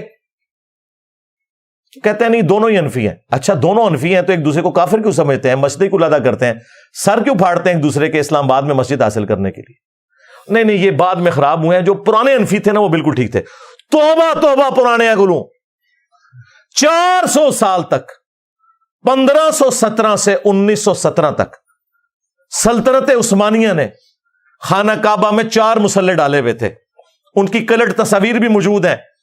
جب وہ سعودی حکومت نے مسلح اٹھوائے نا, بلڈنگز انہوں نے 1955 میں توڑی ہیں. اس وقت کی وہ تصویریں موجود ہیں, میں اٹیچ کر دوں گا. یہ جناب امت کی خدمت تھی. 400 سال تک ایک کعبے کو 4 فرقوں میں بانٹا ہوا تھا انہوں نے. کہتے نہیں امت کو جوڑا تھا. جوڑا یہ ہوا تھا کہ کہتے ہیں چاروں حق میں ایک دوسرے کے پیچھے نماز نہیں پڑھتے تھے. آج مجھے بتائیں کوئی گورا مسلمان اور وہ کعبہ شریف جائے تو وہ پہلے تو فیصلہ کرے گا یہ کعبے کے اندر 4 لدہ سے اسلام ہے. اللہ ایک, رسول ایک, قرآن ایک, یہ 4 امام ادھر کیا کر رہے ہیں؟ اس کا مطلب ہے گڑبڑ بعد میں ہوئی ہے. ہاں جی بعد میں ہوئی ہے. شاہ ولی اللہ دہلوی نے لکھا ہے کہ 4 صدی ہجری کے اندر تقلید, اندھی تقلید کی بدعت کا آغاز ہوا. یہ حجت اللہ البالغہ میں انہوں نے لکھا ہے. میں نے کئی دیوبندی مفتیوں کو پوچھا, ان کو بھی نہیں تھا پتا, جو کہتے ہیں ہم نے سلیکٹو پڑھی تھی حجت اللہ البالغہ.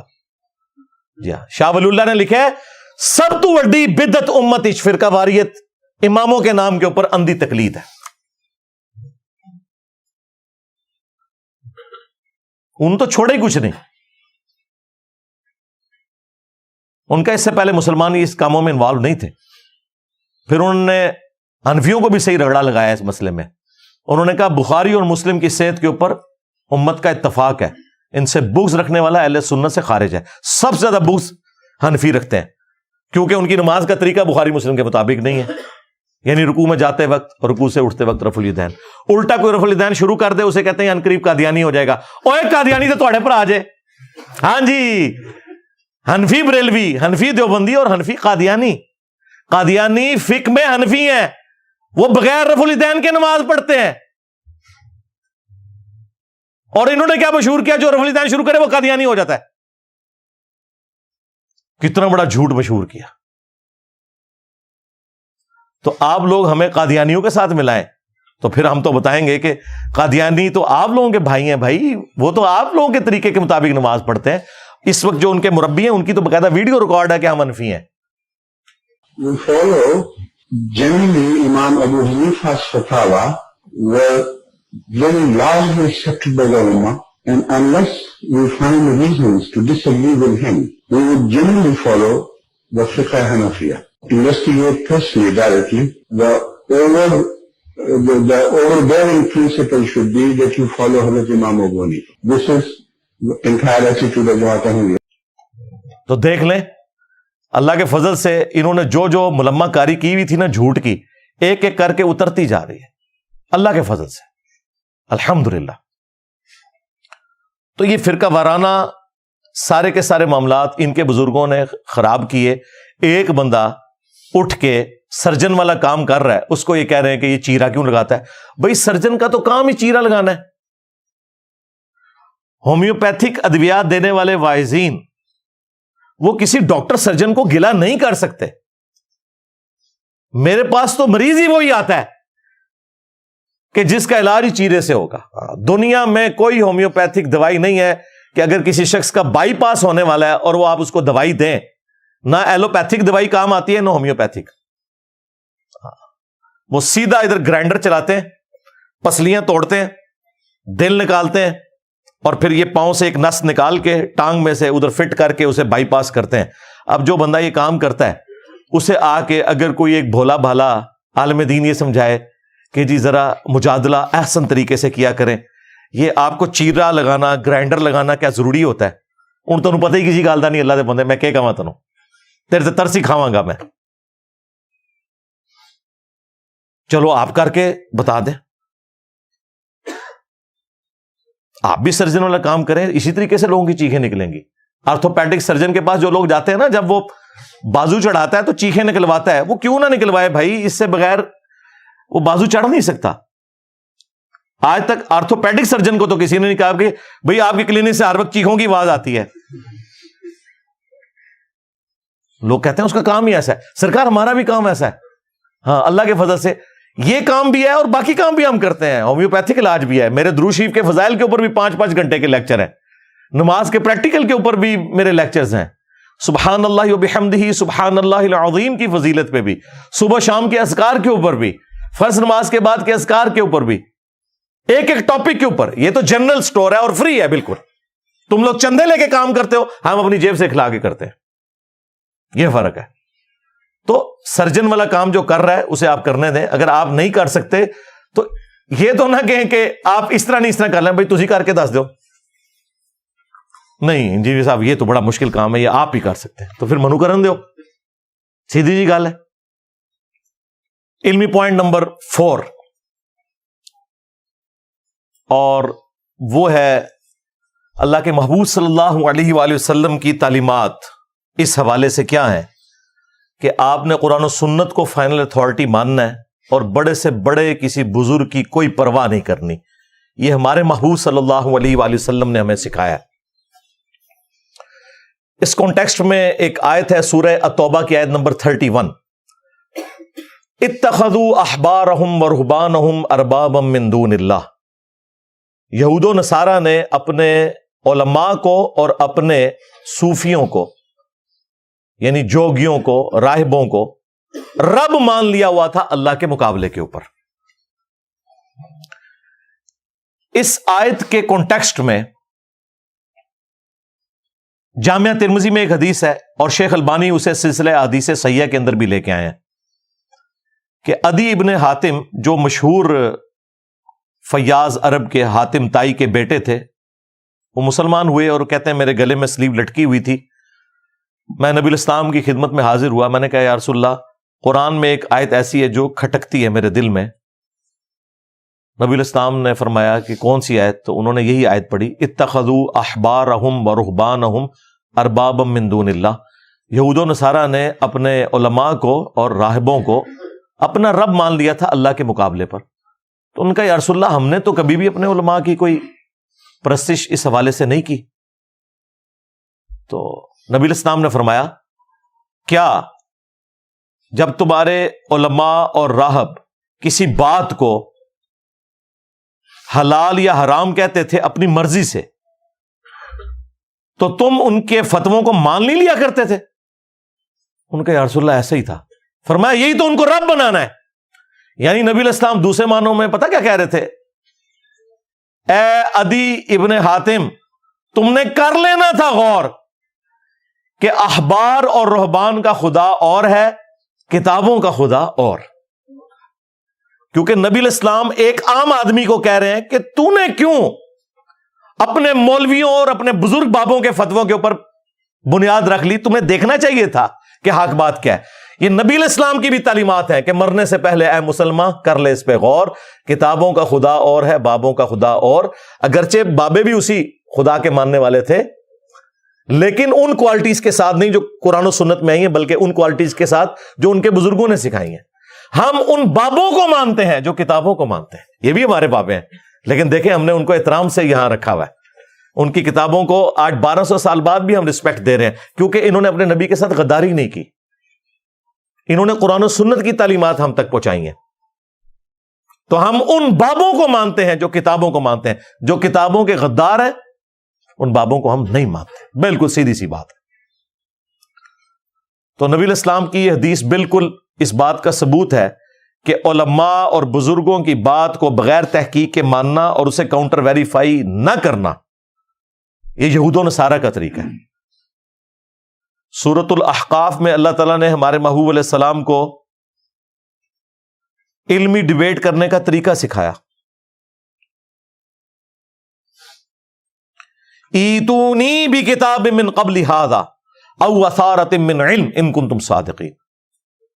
اے نبی اگر یہ اس قرآن کو نہیں مانتے نا تو ان سے کہو کہ اس قرآن سے پہلے کوئی اگر کتاب ہے، ایتونی بکتاب من قبل ھذا او اثارۃ من علم، یا کوئی علم کے آثار یعنی سنت چلتی آ رہی ہو، احادیث تمہارے انبیاء کی، وہ لے آؤ. اگر تم سچے ہو ان میں سے بات کرو. یہی بات آج ہم کر رہے ہیں کہ نہ میں وابی نہ میں بابی، میں ہوں مسلم علمی کتابی. علمی کتابی سے مراد نہیں کوئی علمی کتابی فرقہ ہے، مسلم ہے ہم. علمی کتابی ان معنوں میں کہ علم اور کتاب کے اوپر بنیاد ہونی چاہیے. اور وہ قرآن کی آیت میں لکھا ہے ایتونی بکتاب من قبل ھذا، کتاب لے آؤ، او اثارۃ من علم، یا کوئی علم کے آثار. علم بھی آ گیا، کتاب بھی آ گیا، اگر تم سچے ہو تو. پھر سورہ النساء میں جس شان سے آیا ہے یا ایھا الذین آمنوا اطیعوا اللہ واطیعوا الرسول، اے اہل ایمان اطاعت کرو اللہ کی اور اطاعت کرو اس کے رسول کی. وَأُولِي الْأَمْرِ مِنْكُمْ، اور اپنے حکمران کی بھی. لیکن اس کے ساتھ اطاعت کا لفظ نہیں آیا، یہ بتانے کے لیے کہ یہ ایبسولوٹ نہیں ہے، ریلیٹیو ہے. کیوں؟ فَإِن تَنَازَعْتُمْ فِي شَيْءٍ فَرُدُّوهُ إِلَى اللَّهِ وَالرَّسُولِ. اگر تمہارا حکمران سے بھی جھگڑا ہو تو معاملے کو پلٹانا ہے اللہ اور اس کے رسول کی طرف. إِن كُنتُمْ تُؤْمِنُونَ بِاللَّهِ وَالْيَوْمِ الْآخِرِ، اگر تم اللہ پر ایمان رکھتے ہو، یوم آخرت پر ایمان رکھتے ہو، تو پھر تم اپنے معاملے کو پلٹاؤ گے اللہ اور اس کے رسول کی طرف، یعنی آج کی ڈیٹ میں کتاب و سنت کی طرف. ذالک خیر و احسن تأویلا، اسی میں تمہاری خیریت ہے اور اسی کا انجام بہتر ہونے والا ہے. کس کا انجام؟ کہ اطاعت کرنی ہے اللہ اور اس کے رسول کی، اور اس کے بعد کسی کی اطاعت نہیں ہے جب تک کہ اللہ اور اس کے رسول کی اطاعت کے اندر نہ آ جائے. حکمران وقت کی اطاعت بھی ریلیٹیو ہے. اب مجھے بتائیں، حاکم وقت کی اطاعت اگر ریلیٹیو ہے، جس کی بیعت کرنا بھی واجب ہے، اگر وہ خلیفہ راشد ہے، تو بزرگ باب شاہی کوئی نہیں. اگر حاکم وقت خلیفہ راشد بھی ہو، آپ اس سے اختلاف کر سکتے ہیں قرآن و سنت کی روشنی میں. فَإِن تَنَازَعْتُمْ فِي شَيْءٍ فَرُدُّوهُ إِلَى اللَّهِ وَالرَّسُولِ، تو سارے بزرگ بابے شاہی کوئی نہیں. یہ رزلٹ نکلتا ہے کہ نہیں جی؟ قرآن و حدیث کا نچوڑ ہی ہے کہ نبی کے جیسا ہے ہی کوئی نہیں، بابے تھے شاہی کوئی نہیں. اگر بابے اللہ رسول کے مقابلے پہ آ جائے، اگر وہ ان کے ساتھی ہیں، پھر ہمارے سروں کا تاج ہے. صحیح بخاری اور صحیح مسلم دونوں کے اندر حدیث موجود ہے. نبی علیہ السلام نے فرمایا جس نے میرے بنائے ہوئے امیر کی اطاعت کی اس نے میری اطاعت کی، اور جس نے میری اطاعت کی اس نے اللہ کی اطاعت کی، اور جس نے میرے بنائے ہوئے امیر کی نافرمانی کی اس نے میری نافرمانی کی، اور جس نے میری نافرمانی کی اس نے اللہ کی نافرمانی کی۔ یہ تو قرآن میں بھی آیت ہے نا، من یطع الرسول فقد اطاع اللہ، جس نے رسول اللہ کی اطاعت کی اس نے اللہ کی اطاعت کی۔ اس سے بڑھ کر آیا ہے قل ان کنتم تحبون اللہ فاتبعونی یحببکم اللہ، اے نبی تم فرماؤ کہ اگر تم لوگ اللہ سے محبت رکھتے ہو تو پھر میری اتباع کرو، یعنی رسول اللہ کی اطاعت محبت کے ساتھ کرو، اسے کہتے ہیں اتباع۔ پھر اللہ بھی تم سے محبت کرے گا اور تمہارے گناہوں کو بھی معاف کر دے گا۔ ایک بڑی رکت انگیز حدیث ہے صحیح بخاری اور صحیح مسلم کے اندر، نبی علیہ السلام نے ایک انصاری صحابی کو ایک قافلے کے اوپر امیر مقرر کیا، کسی جگہ روانہ کیا، راستے میں اس امیر کو غصہ آیا اپنے سب آرڈینیٹس کے اوپر، تو اس نے ان کو حکم دیا کہ ایک آگ کی لکڑیوں کا بہت بڑا الاؤ جلا دو، اور جب وہ جلنے لگا تو اس نے کہا کہ دیکھو میری اطاعت رسول اللہ کی اطاعت ہے اور رسول اللہ کی اطاعت اللہ کی اطاعت ہے، میں تمہیں حکم دیتا ہوں کہ تم اس آگ میں چھلانگ لگاؤ۔ اب وہ نہ حنفی شافعی مالکی حنبلی تھے کہ اندھے بن کے گر پڑتے، مفتی صاحب نے فرما دیا ہے، بزرگوں نے فرما دیا ہے، بھئی وہ اللہ کے نبی کے تربیتی یافتہ تھے۔ انہوں نے کہا تو ہمارا امیر ضرور ہے لیکن تیری یہ بات نہیں مانیں گے، ہم آگ سے بچنے کے لیے تو رسول اللہ کے دامن کرم میں آئے تھے صلی اللہ علیہ وآلہ وسلم، تو ہمیں دوبارہ اسی آگ میں پھینک رہے، ہم یہ تیرا حکم نہیں مانیں گے، یعنی تیری تقلید نہیں کریں گے۔ آپ مجھے بتائیں انصاری صحابی جو امیر ہو نبی علیہ السلام کا بنایا ہوا اس کی اطاعت نہیں کریں گے تو تواڈے بزرگ بابے تو شاہی کوئی نہیں، تواڈے بنائے ہوئے امام تے شاہی کوئی نہیں، اس میں اماموں کا قصور نہیں ہے۔ جیزس کرائسٹ کو اگر کسی نے ڈیوینٹی میں کلیم کیا ان کا قصور نہیں ہے، ان کے نام پہ جو شرک کھڑا ہوا ہے اسے تو ہم کنڈیم کریں گے۔ واپسی پہ نبی علیہ السلام کی خدمت میں جب شکایت کی گئی، آپ نے فرمایا اگر تم اپنے امیر کا حکم مان لیتے نا تو سیدھے جہنم کی آگ میں جا کے نکلتے۔ اور پھر نبی علیہ السلام نے وہاں پر فرمایا تھا کہ مخلوق کی اطاعت صرف معروف میں ہے، منکر میں نہیں ہے۔ مخلوق کی اطاعت ان کاموں میں ہے جس میں وہ اللہ کے حکم کے مطابق چلائیں، اگر وہ اللہ کی نافرمانی کا حکم دیں تو معصیت میں مخلوق کی اطاعت نہیں ہے۔ یہ اگلا حصہ تو بڑا مشہور ہے، پورا واقعہ یوں ہے، کیونکہ اس واقعے سے یہ رزلٹ نکلنا تھا کہ اگر نبی علیہ السلام کا بنایا ہوا انصاری امیر بھی قرآن و سنت کے خلاف چلے تو اس کی بھی تقلید نہیں ہونی، تو بزرگ باب تشائی کوئی نہیں۔ ایک اور حدیث بخاری اور مسلم دونوں میں موجود ہے، سیدنا عمر فاروق رضی اللہ تعالیٰ عنہ کے دور خلافت میں آپ مسجد نبوی میں آئے تو دیکھا کہ حسان ابن ثابت نعتیہ اشعار سنا رہے ہیں حضرت ابو ہریرہ کو۔ حضرت عمر کھڑے ہو گئے، کچھ کہا نہیں ہے، رو بھی اتنا تھا، لیکن دوسری طرف حسان ابن ثابت جو شاعر تھے، شاعروں میں تو دلیری بھی کوئی نہیں ہوتی، انہوں نے کہا عمر اس طرح نہ دیکھ، تجھ سے بہتر شخص مسجد میں ہوتا تھا، میں انہیں بھی نعتیہ اشعار سناتا تھا۔ اللہ اچھا آگے حضرت عمر کی بجائے کوئی مولوی ہونا نا تو پتہ کیا کہندا، اے تو میرے دل چیر کے ویکھ لیا، میں نے کچھ اور تکن آیا سا۔ یہ فرق دیکھا، حضرت عمر نے کوئی منافقت نہیں کی، یعنی انہوں نے کہا جو تم مجھ پہ اعتراض کر رہے ہو واقعی میں نے تمہارے بارے میں ایسے ہی گمان کیا ہوا ہے۔ انہوں نے کہا کہ اپنا گواہ پیش کرو، ان کا یہ حضرت ابو ہریرہ، ان کا امیر المومنین میں گواہی دیتا ہوں کہ اللہ کے نبی علیہ السلام نے حسان ابن ثابت کے لیے تو دعا فرمائی تھی، اے اللہ روح قدس کے ذریعے اس کی مدد فرما جس طرح تو نے عیسیٰ ابن مریم کی تھی، وَأَيَّدْنَاهُ بِرُوحِ الْقُدُسِ۔ تو حضرت عمر وہاں سے چلے گئے۔ اس واقعے سے اتنے رزلٹ نکلتے ہیں کہ سارے فرقے ختم ہو جاتے ہیں۔ نمبر 1، اس امت کے ٹاپ کے 4 اماموں میں سے ایک امام ابو بکر، عمر، عثمان و علی، جو لوگوں کا بنایا ہوا امام نہیں، نبی علیہ السلام کے خلفائے راشدین میں سے دوسرا خلیفہ راشد، اسے بھی یہ بات نہیں پتا تھی کہ مسجد میں نعتیہ اشعار پڑھنا سنت ہے۔ تو اگر تمہارے امام سے کوئی حدیث چھپی رہ گئی ہے تو خدا دا نہ ہے، معاف کر دو سانو، امام دا جھوٹا دفاع نہ کرو، مان لو اگر حضرت عمر سے کوئی حدیث چھپی رہ سکتی ہے تو تمہارے اماموں سے بھی چھپی رہ سکتی ہے یار، اس میں کوئی حضرت عمر کا مرتبہ تو کام نہیں ہو گیا، تمہارے اماموں کا بھی مرتبہ کام نہیں ہوگا، ٹینشن نہیں لینی۔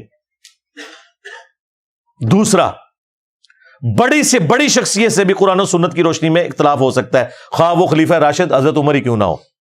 ہاں، تیسرا، حضرت عمر نے یہ درس دیا کہ اگر کوئی شخص قرآن و سنت کی روشنی میں آپ کی غلطی نکالے تو آپ اپنی غلطی کو ایکسپٹ کر لیں۔ اور نمبر 4، حضرت عمر حضرت ابو ہریرہ کو ثقہ اور صدوق راوی مانتے تھے، تبھی ان کی گواہی کو قبول کیا، کیونکہ بعض روایتوں میں آتا ہے نا کہ حضرت ابو ہریرہ سے ان کا اختلاف ہو گیا تھا، وہ اور معاملہ تھا، لیکن حدیث کے اعتبار سے انہیں حجت تصور کرتے تھے۔ 2 واقعات ہو گئے، چلیں تیسرا سنا دیتے ہیں آپ کے ماموں جی کا۔ صحیح مسلم میں ایک حدیث ہے کہ عبداللہ بن عمر بن عاص خانہ کعبہ شریف کے سائے میں بیٹھے ہوئے تھے اور حکمران وقت کی اطاعت کے اوپر ابھار رہے تھے لوگوں کو کہ نبی علیہ السلام نے حکم فرمایا کہ اپنے امیر کی اطاعت ہر حال میں کرنی ہے۔ اتنے میں ایک شخص کعبہ شریف میں داخل ہوا، تابعی عبد الرحمن بن عبد رب کعبہ۔ اس نے جب عبداللہ بن عمر بن عاص کی یہ باتیں سنی تو انہوں نے کہا کہ حضرت یہ باتیں آپ نے خود رسول اللہ سے سنی نہیں ہے؟ ان کا ہاں، میں نے نبی علیہ السلام کو دیکھا، میرے کانوں نے آپ کی بات سنی، میرے دل نے اسے محفوظ کیا۔ تو اس نے پھر آگے سے کہا کہ اگر امیر کی اطاعت کا اتنا حکم ہے تو اس وقت جو ہمارے امیر ہیں، آپ کے چچا کا لڑکا معاویہ ابن ابی سفیان، وہ تو ہمیں حکم دیتا ہے کہ ہم لوگوں کو ناحق قتل کریں اور ان کا مال حرام طریقے سے ہڑپ کریں۔ اے سرکار، مولانا شریف نہیں، یہ مسلم شریف ہے۔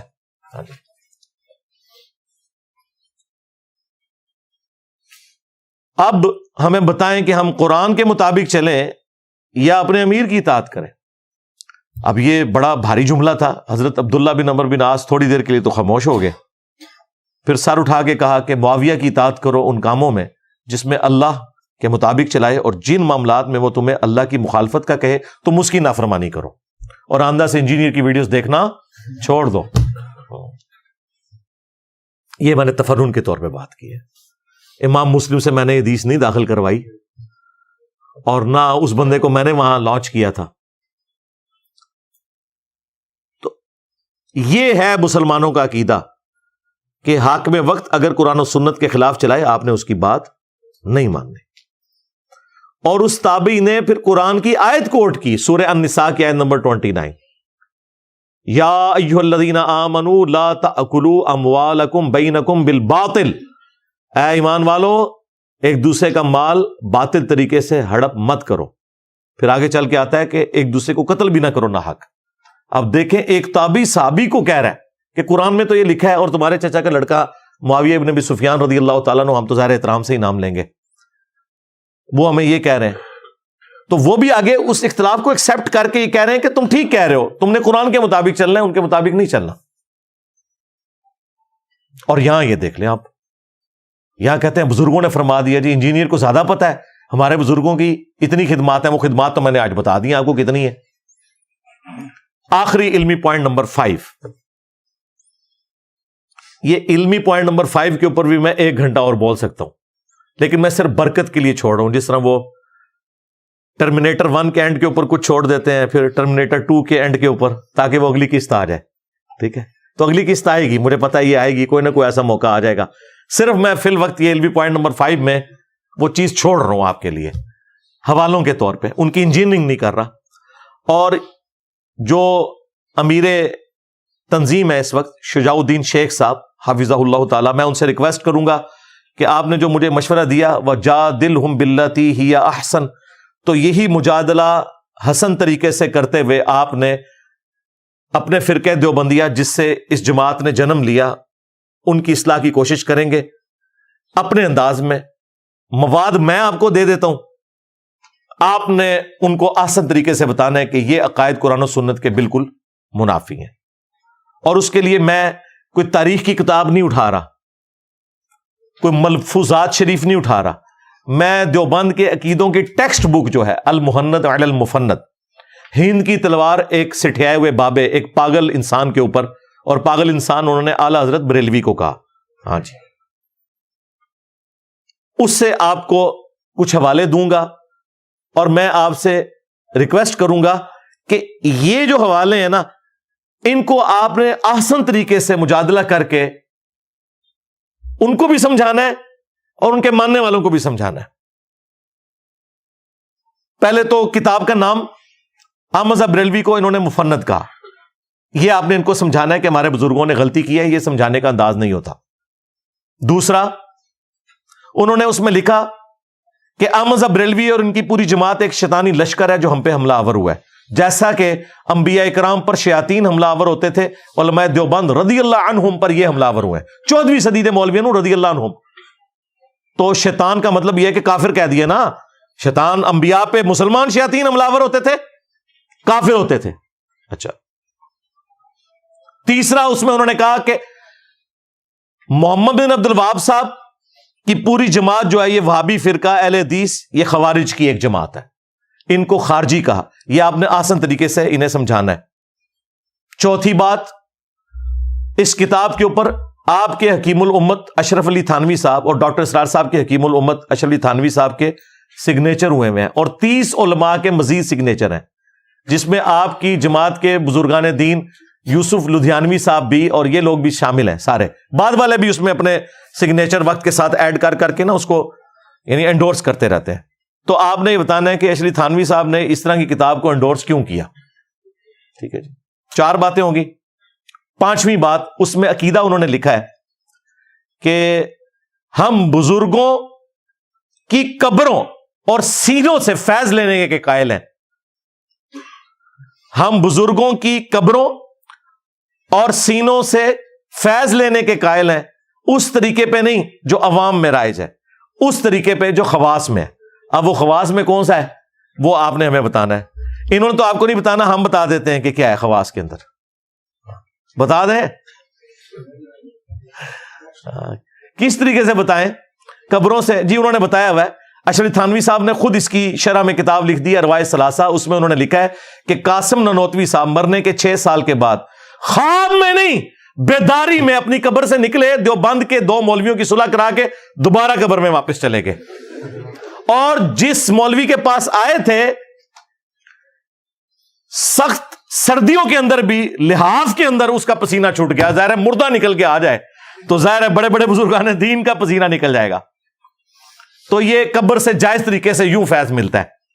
ہاں بریلوی کریں تو علماء سو تو اڈے کرن پھر سو نہیں ہوئے گا.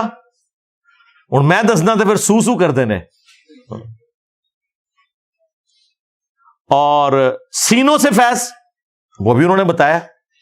ہاں اسی ارواح ثلاثہ میں لکھا ہے کہ مدرسہ دیوبند کے جو بانی تھے قاسم نانوتوی, ان کو رشید احمد گنگوئی نے عوامی اجتماع کے اندر اپنے ساتھ چرپائی پہ لٹایا عاشق صادق کی طرح, یہ اس میں لکھا ہوا. اور پھر ان کے یہ سینے کے بٹن کھول کے سینے پہ ہاتھ پھیرا. جو آپ سمجھ رہے ہیں وہی کچھ ہو رہا تھا. ہاں کیونکہ قاسم نانوتوی صاحب نے یہی سمجھا.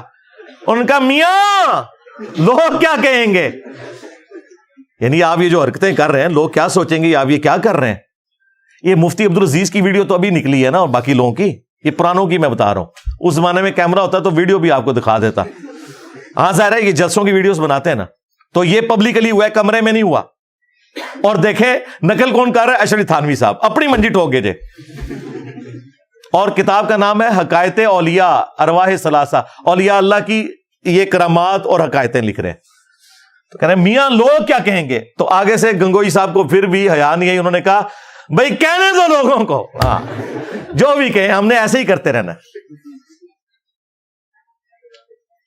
اور اس کی اگلی قسط بھی ہے. ہاں تذکرۃ الرشید, رشید احمد گنگوئی صاحب کے حالات و واقعات جمع کیے ہیں ان کے خلیفہ نے. اس میں وہ لکھتے ہیں کہ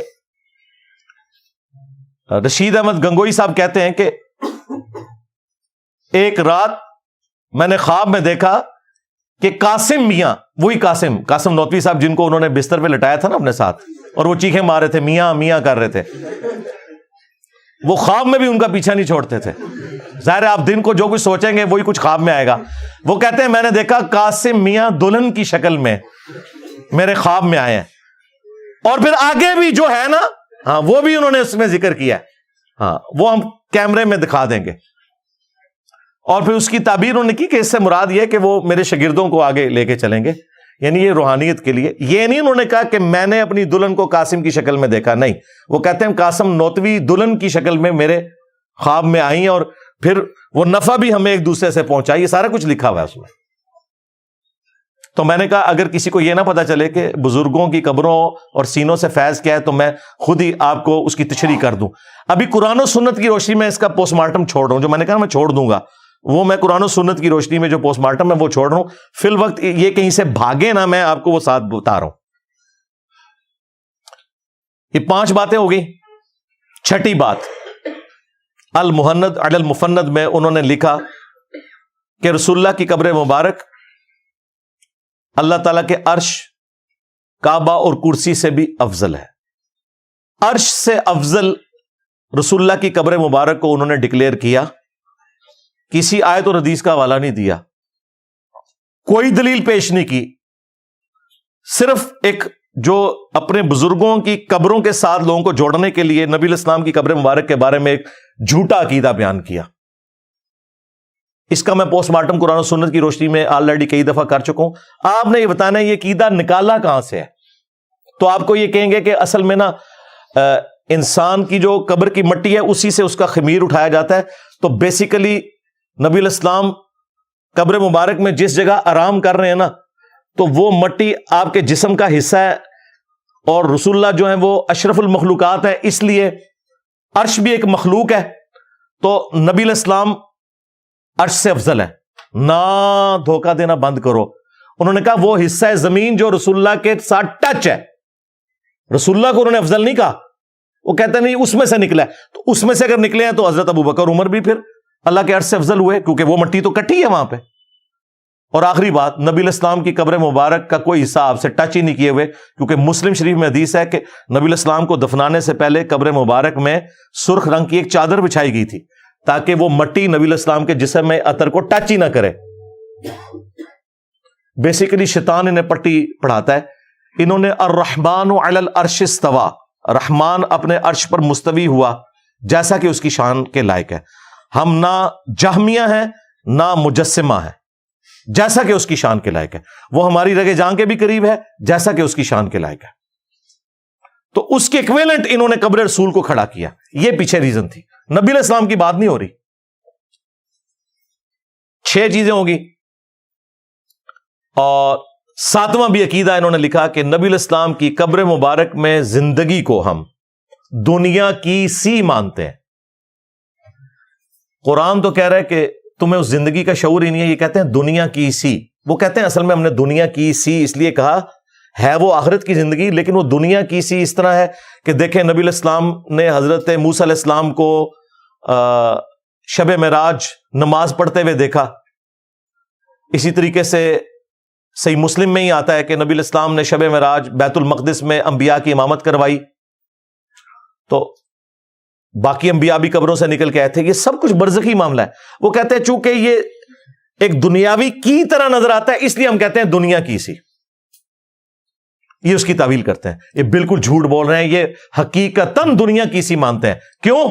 شیخ زکریا کاندلوی نے فضائل حج اور فضائل درود میں تبلیغی جماعت کا جو نصاب لکھا ہے، اور الیاس قادری نے بریلویوں کے فضان سنت میں یہ واقعہ لکھا ہوا ہے، اور مفتی تقی عثمانی صاحب پلانٹ ارتھ پہ سب سے بڑے مفتی اعظم دیوبند کے، انہوں نے درس حدیث میں یہ واقعہ سنایا ہے. تو مورخین نے لکھا ہے کہ جو ہی یہ شعر پڑھے تو روضہ اقدس میں سے نبی کریم سرور دو عالم صلی اللہ علیہ وسلم کا دست مبارک ظاہر ہوا، اور ہزاروں انسانوں نے یہ نظارہ کیا کہ دست مبارک ظاہر ہوا. احمد کبیر رفاعی رحمۃ اللہ نے دست مبارک کو بوسہ دیا اور دست مبارک پھر واپس کرے. اتنا عظیم الشان واقعہ ان کے ساتھ پیش آیا، اور یہ مورخین نے متعدد تاریخوں میں لکھا ہے، اور لکھا ہے کہ ہزارہ افراد کی موجودگی میں یہ واقعہ پیش آیا. اندازہ کرو اے درس حدیث ہو رہا ہے کہ نبی علیہ السلام کی وفات کے 550 سال کے بعد 555 ہجری میں شیخ احمد رفاعی صاحب جب قبر رسول پہ حاضر ہوئے، انہوں نے نعتیہ اشعار کہے تو نبی علیہ السلام نے قبر اطہر سے اپنا ہاتھ مبارک نکالا، خواب میں نہیں بیداری میں، اور کہتے ہیں 90,000 لوگوں نے اس منظر کو دیکھا اور ان منظر دیکھنے والوں میں شیخ عبد القادر جیلانی کا نام بھی ذکر کیا جاتا ہے، اور شیخ احمد رفاعی نے چوما۔ اچھا، عبد القادر جیلانی نے نہیں چوما، کڈی بڑی بدبختی ہے۔ عبد القادر جیلانی کا خلیفہ ہے احمد رفاعی، وہ چوم رہا ہے، عبد القادر جیلانی نہیں چوم رہے، اور جھوٹ ہے بھائی، عبد القادر جیلانی رحمۃ اللہ علیہ پہ جھوٹ باندھا ہے انہوں نے۔ تو یہ واقعی حقیقت ہم دنیاوی مانتے ہیں، یہ خواب کا واقعہ نہیں لکھا، انہوں نے لکھا 90,000 لوگوں نے یہ منظر دیکھا ہے، جھوٹ بول رہے ہو۔ صحیح بخاری میں ہے، حضرت عمر کہتے ہیں انا کننا نتوسل الیک بنبینا صلی اللہ علیہ وآلہ وسلم، اے اللہ جب تک تیرے نبی ہم میں موجود تھے ہم ان کے ذریعے تیری طرف توسل اختیار کرتے تھے، اب ہم تیرے نبی کے چچا کو لائے ہیں، ان کی دعا کی برکت سے بارش نازل فرما، تو بارش نازل ہو جاتی تھی۔ یہ انہوں نے خود سے عقائد بنا لیے میں، ان کا دین سے کوئی تعلق نہیں، یہ دنیاوی زندگی قبر کے اندر رسول اللہ کی یا دنیا کی سی، یہ بھاگ سکتے تھے، میں نے بھاگنے کا راستہ بند کر دیا کہ یہ واقعی دنیا کی سی مانتے ہیں، آخرت کی زندگی تو ہم بھی مانتے ہیں، جسم اطہر کو سلامت ہم بھی مانتے ہیں۔ سرکار یہ وہ 3 عقیدے ہیں جو پچھلے 8-10 سالوں میں بار بار مختلف ویڈیوز میں بیان کر رہا ہوں، لیکن کوئی اس کا علمی جواب نہیں دے رہا۔ انہیں پتہ ہے اس کا جواب نہیں، اگر جواب دیا تو لوگ کہیں گے یار یہی گل تو بریلوی بھی کر دینے، وہ جو فرنچائز ہیں 2 علیحدہ کھولی بھی وہ ختم ہو جائیں گی۔ ابھی اور باتیں بھی ہیں، تھانوی رسول اللہ نہیں جی وہ خواب میں تھا، نہ سرکار اس میں لکھا ہوا ہے، میں بیداری میں بھی پڑھ رہا ہوں، نہیں وہ دیکھیں وہ بیچارہ کہہ رہا نا میں بے اختیار ہوں۔ ہم نے کہا ہم بابی کو تو کہہ نہیں رہے، بابے کو کہہ رہے ہیں۔ بابے کو جب اس نے خط لکھا تو بابے نے کہا اس میں تسلی تھی، تیرا پیر اشلی تھانوی متبع سنت ہے، اس لیے تو نے اپنے پیر کے نام کا کلمہ پڑھا ہے۔ تو کیا ابو بکر، عمر، عثمان و علی کے بیعت کرنے والے صحابہ کرام یا تابعین ان کے ناموں کا کلمہ پڑھتے تھے؟ تو تھانوی رسول اللہ، اور اس میں ہے اللہم صلی علی نبینا اشرف علی، ہاں جی یہ بھی لکھا ہوا ہے۔ اس کا جواب بھی وجادلہم باللتی ہی احسن کے تحت آپ نے دینا ہے۔ اور آخری والا بھی، اشرف تھانوی صاحب نے کسی کم سن لڑکی سے شادی کرنی تھی تو اپنے مرید کے ذریعے ایک جھوٹا خواب، ظاہر میں تو اسے جھوٹا خواب شیطانی خواب ہی سمجھتا ہوں، گھڑوایا۔ اور دیکھیں بیوقوف کتنے اپنے رسالوں میں چھاپتے رہے، عالم داد رسالے میں یہ تھانوی رسول اللہ بھی خود چھاپا ہے، یہ نہ سمجھے کہ میں نے کوئی گن پوائنٹ پہ کہ میں تھوڑی بےزتی کرنی ہے تو تسی چھاپو، بھائی میں نے تو والد صاحب کی بھی پیدائش سے پہلے کا یہ رسالہ چھپتا ہے، 100 سال ہو چکے ہیں۔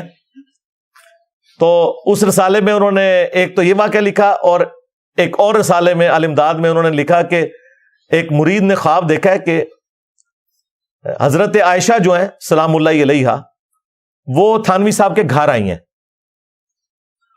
تو تھانوی صاحب پتہ کیا کہتے ہیں، اس کی تعبیر میں نے یہ کی کہ کوئی کم سن لڑکی میرے ہاتھ لگے گی، دیکھ رہا ماں کو ہے، اور پھر وہ اس کی تعبیر کرتے ہیں کہ چونکہ نبی علیہ السلام کی جب شادی ہوئی تھی سیدہ عائشہ کے ساتھ تو وہ کم عمر تھیں، تو حضرت عائشہ کا میرے گھر آنا اس کا مطلب یہ ہے کہ میرے عقد میں بھی کوئی کم سن لڑکی آئے گی۔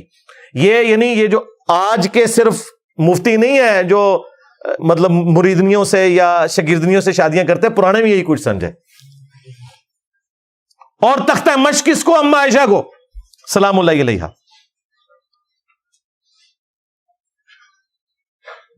اور باتیں ہمیں کرتے ہیں، کیا یہ گستاخی نہیں ہے؟ یہ شیطانی خواب نہیں ہے، جھوٹا خواب؟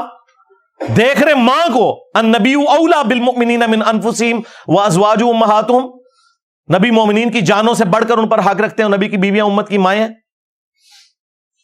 اور کام اپنے سیدھے کر رہے ہو۔ تو دیکھو پھر اللہ نے کتنی بڑی بلا تمہارے اوپر چھوڑ دی ہے۔ ہاں میرے نبی سا ہے ہی کوئی نہیں، تیرے بابے تھے شاہ ہی کوئی نہیں۔